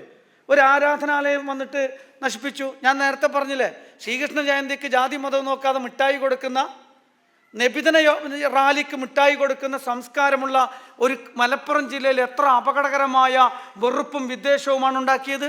തീർന്നില്ല. വളാഞ്ചേരി, എടയൂര്, നെയ്തലപ്പുറം ക്ഷേത്രത്തിൽ 2019 ക്ഷേത്രത്തിനകത്ത് മനുഷ്യമലം കൊണ്ടുപോയി തള്ളി. ആകെ കലാപമായി, എല്ലായിടത്തും വാർത്തയായി, ഭയങ്കര പ്രശ്നം, പലരും ചോദ്യം ചെയ്യുക ഒക്കെ ചെയ്തു. ആരായിരുന്നു ആളെന്നറിയോ? RSS സഹയാത്രികൻ രാമകൃഷ്ണനിലെ പ്രതി. പോലീസ് എന്താ പറഞ്ഞത്? എന്താ പറയുക? ഒന്നുകിൽ ഭ്രാന്ത് അല്ലെങ്കിൽ മദ്യലഹരി. നമുക്ക് തന്നെ അറിയാലോ ഉത്തരം. ഒന്നുമില്ല, അയാൾക്ക് ഭ്രാന്താണ്, അല്ലെങ്കിൽ മദ്യലഹരിയാണ്. ഇതാണ് ഉത്തരം. കളമശ്ശേരി ചർച്ചിൽ 8 പേരുടെ മരണത്തിനിടയാക്കിയ സ്ഫോടനം, 45 പേർക്ക് പരിക്ക്. നിങ്ങൾ UAPയുടെ നിയമം പഠിക്കണം. UAPയുടെ നിയമം അനുസരിച്ച് ആളുകൾ മരിച്ചാൽ, ഭീകരാന്തരീക്ഷം സൃഷ്ടിക്കപ്പെട്ടാൽ, ഭയപ്പെടുത്തിയാൽ, അത് മതവിദ്വേഷത്തോടു കൂടി ചെയ്താൽ ആ പ്രതിക്ക് കടുത്ത ശിക്ഷയാണ്. UAPയെ ചുമത്തി ശിക്ഷിക്കണം. എത്ര ആൾ മരിച്ചു എന്ന് അറിയാം? 8 പേർ മരിച്ചു, 45 പേർക്ക് പരിക്കേറ്റു, ഭീകരാന്തരീക്ഷം സൃഷ്ടിച്ച് നടന്നു. ആരായിരുന്നു പ്രതി? 2 ദിവസം പ്രതി മുസ്ലിങ്ങളായിരുന്നു, അല്ലേ? എന്നിട്ട് എല്ലാ മുസ്ലിം സംഘടനകളൊക്കെ പറയാ, ആരാണോ പ്രതി അവരെ പിടിച്ച് ശിക്ഷിക്കണം. ഞങ്ങളല്ല ആലോചിക്കുകയാണ്. ഒരു സമുദായത്തിൻ്റെ അവസ്ഥയെ എന്തുണ്ടായാലും ഞങ്ങളല്ല എന്ന് പറയേണ്ടി വരിക. കുറച്ച് ദിവസം കഴിഞ്ഞപ്പോൾ ദൈവം തോന്നിച്ചതായിരിക്കും, പ്രതി നേരിട്ട് ഹാജരായി. ഡൊമിനിക് മാർട്ടിനെയാണ് പ്രതി. RSSൻ്റെ ക്രൈസ്തവ സമുദായത്തിനകത്ത് പ്രവർത്തിക്കുന്ന വിങ്ങായ കാസയുടെ ഒരു മുൻ നേതാവാണ് ഇദ്ദേഹം, ഡൊമിനിക് മാർട്ടിൻ. അയാളാണ് 8 പേരെ കൊന്നത്, 45 പേർക്ക് പരിക്കുണ്ടാക്കിയത്, ഭീകരാന്തരീക്ഷം സൃഷ്ടിച്ചത്. എന്നിട്ട് നമ്മളെ പിണറായിൻ്റെ പോലീസ് എന്താ പറഞ്ഞാൽ അറിയോ? UAPയെ ചുമത്തണ്ടാന്ന്. മുഖ്യമന്ത്രി തന്നെ പറഞ്ഞ, ആഭ്യന്തര വകുപ്പല്ലേ, UAPയെ ചുമത്തണ്ടാന്ന്. DYFIക്കാരായ അലനും തോഹയ്ക്കുമെതിരെ UAPയെ ചുമത്തി ജയിലിൽ കൊണ്ടുപോയിട്ടുണ്ട്. വിദ്യാർത്ഥികളെ ഒന്നുമില്ല, മാവോവാദം പ്രചരിപ്പിക്കുന്ന ലഘുലേഖ വെച്ചു എന്നാണ്, കൈവശം വെച്ചു എന്നാണ്. ഇന്ത്യയിലെ നിയമം അനുസരിച്ച് ആർക്കും എന്തും വിശ്വസിക്കാം. ഒരാൾക്ക് മാവോവാദി ആവാം. മാവോവാദം അനുസരിച്ച് അയാൾ ജനങ്ങളെ ദ്രോഹിക്കുമ്പോൾ മാത്രമേ എന്താവുള്ളൂ? കുറ്റവാളിയാവുള്ളൂ. എന്നിട്ട് അയാൾ പുസ്തകം കൈവശം വെച്ചു എന്ന് പറഞ്ഞിട്ട് 2 എണ്ണത്തിനെ കൊണ്ടുപോയി പരീക്ഷ എഴുതുന്ന സമയത്ത് ജയിലിലിട്ടു. പിണറായിക്ക് സിന്ദാബാദ് വിളിച്ചവരാണ് അവർക്ക് രക്ഷയില്ല. പക്ഷേ ആർക്ക് രക്ഷയുണ്ട്? RSSൻ്റെ ക്രിസ്ത്യൻ കമ്മ്യൂണിറ്റിയിൽ RSSന് വേണ്ടി പ്രവർത്തിക്കുന്ന കാസ എന്ന തീവ്രവാദ ഗ്രൂപ്പിൻ്റെ പ്രതിനിധിക്ക് പിണറായി സർക്കാരിൻ്റെ കാലത്ത് രക്ഷയുണ്ട്, സംരക്ഷണമുണ്ട്. DYFIക്കാരന് സംരക്ഷണമില്ല. എന്താ കാരണം? അതിൻ്റെ കാരണം അതാണ്, കേന്ദ്ര ഗവൺമെൻറ് പലരെയും വരുതിയിൽ നിർത്തുന്നത് ഭീഷണിപ്പെടുത്തിയിട്ടാണ്. അവരൊക്കെ ചെയ്ത ഒരുപാട് മടിയിൽ കനമുള്ളത് കൊണ്ടാണ് ശ്രീനാരായണ ഗുരു എന്ന മഹാനായ വിപ്ലവകാരിയായ നവോത്ഥാന നായകൻ, ജാതീയതയ്ക്കെതിരെ പൊരുതി ലോകത്ത് തന്നെ അറിയപ്പെട്ട നവോത്ഥാന നായകനായ ശ്രീനാരായണ ഗുരുവിൻ്റെ പ്രതിനിധിയാന്ന് പറയുന്ന വെള്ളാപ്പള്ളി നടേശൻ വർഗീയത പ്രസംഗിക്കുന്നത്, RSSന് വേണ്ടി സംസാരിച്ചത് അയാളുടെ മടിയിൽ കനുള്ളത് കൊണ്ടാണ്. അല്ലെങ്കിൽ ഈടിനെ വിട്ട് പിടിക്കും. ഇവരൊക്കെ പേടിക്കുക. പിണറായിക്ക് പേടിയാ. ഒരുപാട് കേസുണ്ട്. മോളുടെ കേസ് ഇപ്പോൾ 2ാമത് പൊടി തട്ടി എടുക്കുന്നുണ്ട്. ഞാൻ അതിൻ്റെ വിശദാംശങ്ങളിലേക്ക് പോകുന്നില്ല. കേരളം അതിനു വേണ്ടി വില കൊടുക്കുകയാണ്. ഇനി നിങ്ങൾ മനസ്സിലാക്കേണ്ടത്, കേരളത്തിലെ പോലീസിൻ്റെ അകത്ത് RSS ഉണ്ട്.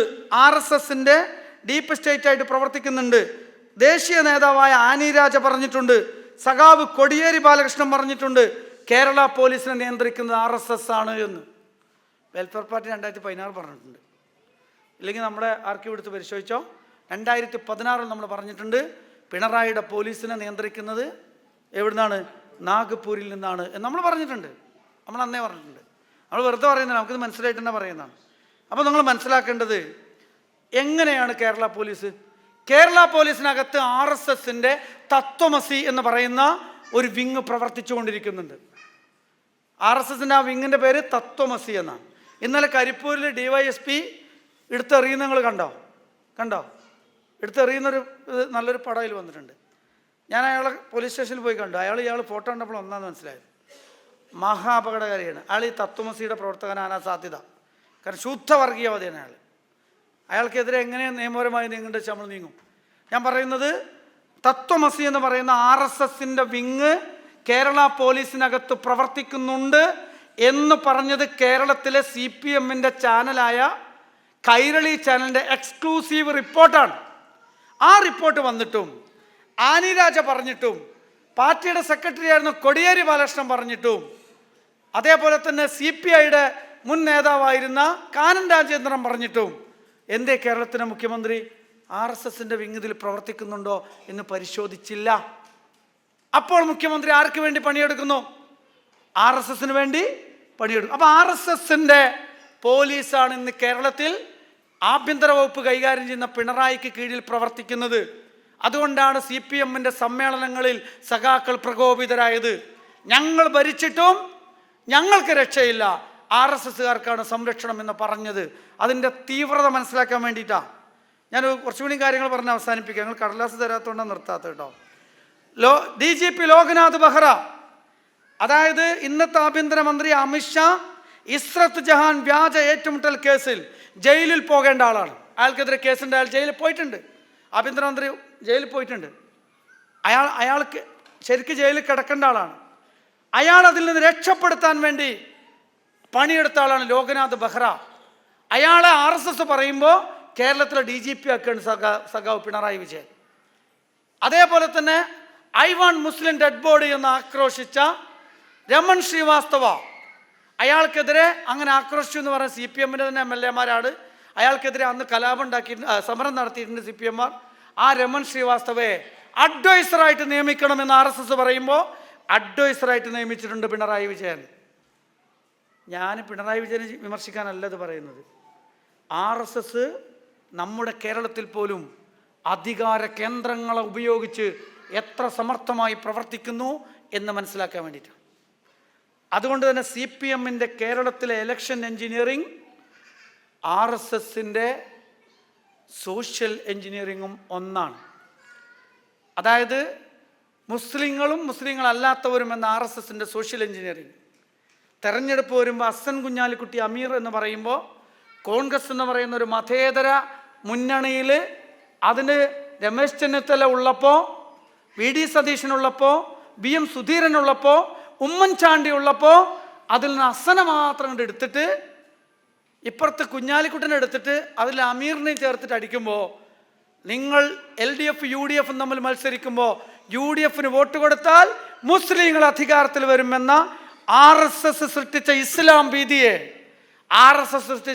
ഭീതിയെ അവരുടെ RSS സൃഷ്ടിച്ച ഇസ്ലാം ഭീതിയെ എക്സ്ക്ലൂഷൻ എന്ന ഭരണഘടനാ വിരുദ്ധമായ RSS-ന്റെ വംശീയ പ്രവർത്തനത്തെ കേരളത്തിൽ അധികാരത്തിലെത്താൻ വേണ്ടിയിട്ട് LDF UDF മത്സരിക്കുമ്പോൾ കേരളത്തിലെ ഇടതുപക്ഷ പ്രസ്ഥാനം CPM അവരുടെ ടൂളായിട്ട് ഉപയോഗിക്കുമ്പോൾ അതിൻ്റെ ദുരന്തം എന്ന് പറയുന്നത് ജനദ്രോഹ നടപടികളുമായിട്ട് മുന്നോട്ട് പോയാലും നരേന്ദ്രമോദിക്ക് അധികാര തുടർച്ചയുണ്ടാകുന്നത് അത് ഈ വിഭജന രാഷ്ട്രീയം കൊണ്ടാണെങ്കിൽ, വംശീയത കൊണ്ടാണെങ്കിൽ, വർഗീയത കൊണ്ടാണെങ്കിൽ, അതേ വംശീയത കൊണ്ട് കേരളത്തിൽ ഞങ്ങൾ അധികാരം തുടരും എന്ന പിണറായി വിജയൻ്റെ രാഷ്ട്രീയത്തിൻ്റെ അപകടം സഖാക്കൾ മുഴുവനും BJP-യിലേക്ക് പോയിക്കൊണ്ടിരിക്കുകയാണ്.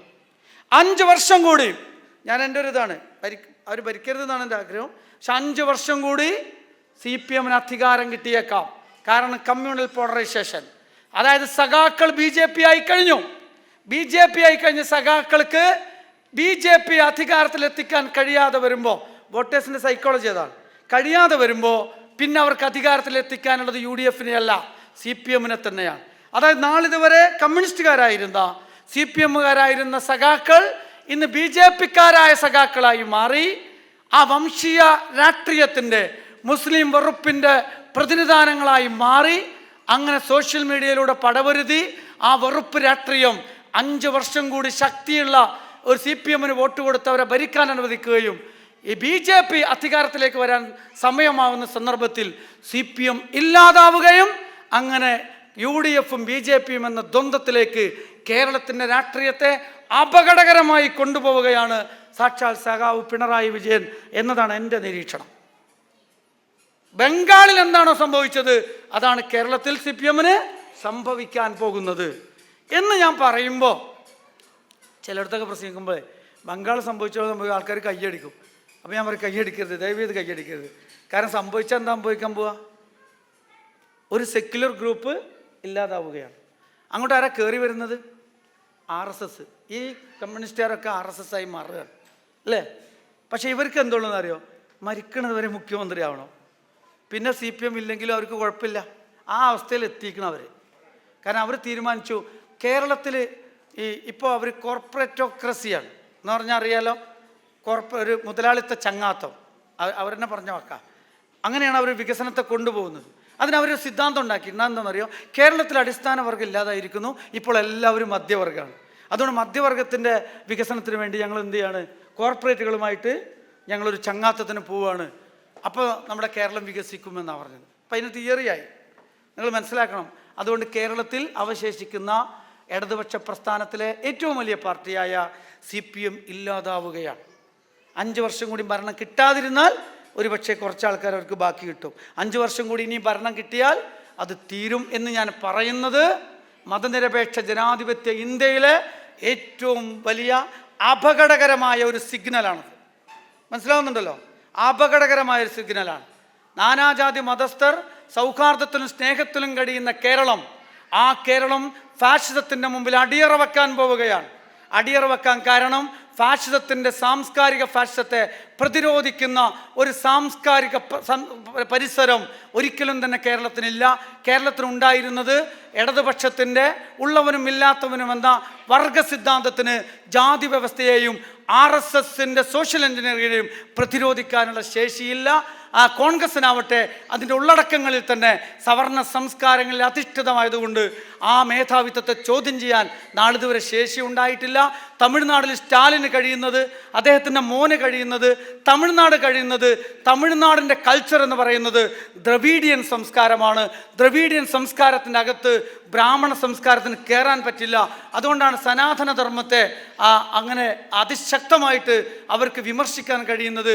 വൃദ്ധൻ ചെടിതൻ നീർ കൊമ്പ് പോലെ വെട്ടുദാസന്റെ കെൽപ്പുക നീ എന്ന് ഋഗ്വേദത്തിൽ ആ ദ്രാവിഡ സമൂഹത്തെ വെട്ടി നശിപ്പിക്കാൻ വേണ്ടി ആര്യൻ അധിനിവേശ കാലത്ത് പറഞ്ഞിട്ടുള്ള ആ ശ്ലോകങ്ങളിലൂടെ ദ്രാവിഡ സംസ്കാരത്തെ തകർക്കാൻ ശ്രമിച്ച ആര്യവംശീയതക്ക് തമിഴ്നാട്ടിലേക്ക് പ്രവേശനമില്ല എന്ന് പ്രഖ്യാപിക്കാൻ പറ്റുന്ന ഒരു ദ്രാവിഡ സംസ്കാരം അവിടെയുണ്ട്.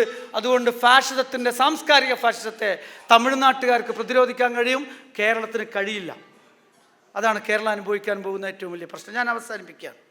ഇതിനെ പ്രതിരോധിക്കുന്ന രാഷ്ട്രീയമാണ് വെൽഫെയർ പാർട്ടിയുടെ സാഹോദര്യ രാഷ്ട്രീയം.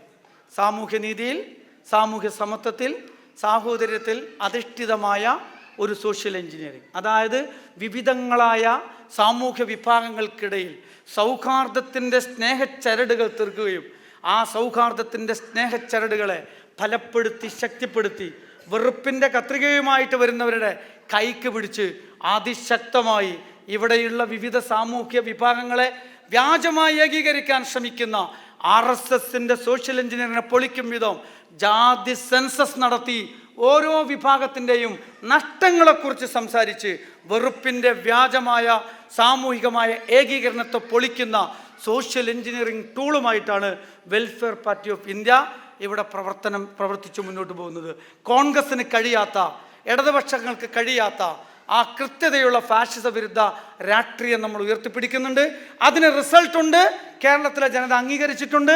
2019-ലും 2024-ലും നമ്മൾ പറഞ്ഞത് ഫാഷിസത്തെ പുറത്താക്കാൻ ദേശീയ രാഷ്ട്രീയത്തിൽ ഇപ്പോൾ കഴിവ് കോൺഗ്രസിനായതുകൊണ്ട് കുറവുകളൊക്കെ ഉണ്ടെങ്കിലും മതേതര മുന്നണി ഉണ്ടാവണമെന്ന് പറഞ്ഞു. ഇന്ത്യ മുന്നണി ഉണ്ടായി.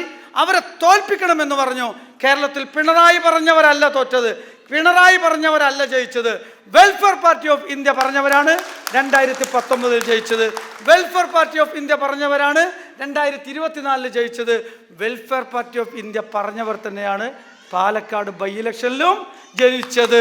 അധികാരമുള്ള CPM അല്ല, അധികാരമില്ലാത്ത നമ്മുടെ അതിസമർത്ഥമായ എലക്ഷൻ എഞ്ചിനീയറിംഗിലൂടെ ഫാഷിസത്തിനെതിരായ, പൊളിറ്റിക്കൽ ഫാഷിസത്തിനെതിരായ തെരഞ്ഞെടുപ്പിൽ എലക്ഷൻ എഞ്ചിനീയറിംഗിലൂടെ റിസൾട്ട് ഉണ്ടാക്കുന്ന നമ്മൾ അവരുടെ കൾച്ചറൽ ഫാഷിസത്തിനെതിരായ കൃത്യതയുള്ള രാഷ്ട്രീയ ഉള്ളടക്കത്തോടു കൂടിയാണ് നമ്മൾ പ്രവർത്തിക്കുന്നത്. ആ ഒരു അന്തസ്സോടുകൂടി, അഭിമാനത്തോടു കൂടി തന്നെയാണ് തീർച്ചയായിട്ടും വെൽഫെയർ പാർട്ടി ഇന്ന് കേരളത്തിൽ എഴുന്നേറ്റ് നിൽക്കുന്നത്. മാധ്യമങ്ങൾ അങ്ങനെയാണ് നമ്മളെ കാണുന്നത്. അജണ്ട സെറ്റ് ചെയ്യുന്നു എന്നാണ് നമുക്കെതിരെയുള്ള ആരോപണം. നമുക്ക് അവരോട് പറയാനുള്ളത്, അജണ്ട ഞങ്ങൾ സെറ്റ് ചെയ്യും. ഞങ്ങൾ സെറ്റ് ചെയ്യുന്ന അജണ്ടക്കനുസരിച്ച് ശക്തിയുള്ളവർ, ബുദ്ധിയുള്ളവർ, വിവേകമുള്ളവർ പ്രവർത്തിച്ചാൽ ഫാഷിസത്തെ പുറത്താക്കാം. നിങ്ങൾക്ക് നിങ്ങളുടെ മണ്ണിനടിയിൽ, കാലിനടിയിലുള്ള മണ്ണ് ഉറപ്പിച്ചു നിർത്താം. ഞങ്ങൾക്ക് ഇടതുപക്ഷത്തോടൊരു വിരോധമില്ല, ഞങ്ങൾക്ക് UDFനോട് വിരോധമല്ല. നമുക്ക് വിരോധം ആരോട് മാത്രമാണ്? RSS പ്രതിനിധാനം ചെയ്യുന്ന വംശീയ രാഷ്ട്രീയത്തോട് മാത്രമാണ് നമുക്ക് വിരോധമുള്ളത്. അതുകൊണ്ട് നമ്മൾ എത്ര ആക്രമിച്ചാലും ഒരു മണ്ഡലത്തിൽ RSSൻ്റെ പ്രതിനിധി, BJPയുടെ പ്രതിനിധി മത്സരിക്കുമ്പോൾ അതിനെ തോൽപ്പിക്കാൻ പിണറായി വിജയൻ്റെ കാൻഡിഡേറ്റിനാണ് സാധ്യത എങ്കിൽ തീർച്ചയായിട്ടും നമ്മൾ ആർക്ക് വോട്ട് ചെയ്യും? പിണറായി വിജയൻ്റെ കാൻഡിഡേറ്റിന് വോട്ട് ചെയ്യും. കാരണം എന്താ? നമ്മുടെ ശത്രു പിണറായി വിജയനല്ല, നമ്മുടെ ശത്രു RSS ആണ്. അവിടെ ജയിക്കാൻ സാധ്യത UDFനാണെങ്കിൽ നമ്മൾ UDFന് വോട്ടെടുത്തിട്ട് ആരെ തോൽപ്പിക്കും? RSSൻ്റെ പ്രതിനിധിയെ തോൽപ്പിക്കും. അവിടെ ജയിക്കാൻ നമുക്കാണ് സാധ്യത ഉള്ളതെങ്കിലോ നമ്മൾ മത്സരിച്ച് RSSനെ തോൽപ്പിക്കും. ഇതാണ് നമ്മുടെ രാഷ്ട്രീയ നിലപാട്. ഈ ഒരു നിലപാടിൽ ആത്മാഭിമാനത്തോടുകൂടി ഇന്ത്യയുടെ കോൺസ്റ്റിറ്റ്യൂഷൻ, ഭരണഘടന ഉയർത്തിപ്പിടിച്ചുകൊണ്ട് വിവിധ മതസമൂഹങ്ങൾക്കിടയിൽ സൗഹാർദ്ദവും സ്നേഹവും ഊട്ടിയുറപ്പിച്ചുകൊണ്ട് മുന്നോട്ട് പോകുന്ന ഒരു സംഘമാണിത്. ഈ സംഘം തീർച്ചയായിട്ടും സ്വതന്ത്രാനന്തര ഇന്ത്യയെ സ്വപ്നം കണ്ട ആ രാഷ്ട്രശില്പികളുടെ സ്വപ്നം പൂർത്തിയാക്കാൻ പോകുന്നത് അവരുടെ അനന്തരാവകാശികളായി അവകാശപ്പെടുന്നവരല്ല. തീർച്ചയായിട്ടും വെൽഫെയർ പാർട്ടി രൂപപ്പെടുത്തിയെടുക്കുന്ന സാഹോദര്യ രാഷ്ട്രീയത്തിലൂടെ രൂപപ്പെട്ടു വരുന്ന ആ സാഹോദര്യ രാഷ്ട്രീയം രൂപപ്പെടുത്തിയെടുക്കുന്ന ഒരു സംസ്കാരമായിരിക്കും തീർച്ചയായിട്ടും നമ്മുടെ രാജ്യത്തിന് കാവലായിട്ട് മാറുക. ആ ഒരു കാവൽ നിൽക്കാൻ നിങ്ങളെല്ലാവരും ഉണ്ടാവണം എന്ന് അഭ്യർത്ഥിച്ചുകൊണ്ട് ഞാൻ എൻ്റെ വാക്കുകൾ അവസാനിപ്പിക്കുന്നു. അഭിവാദ്യം.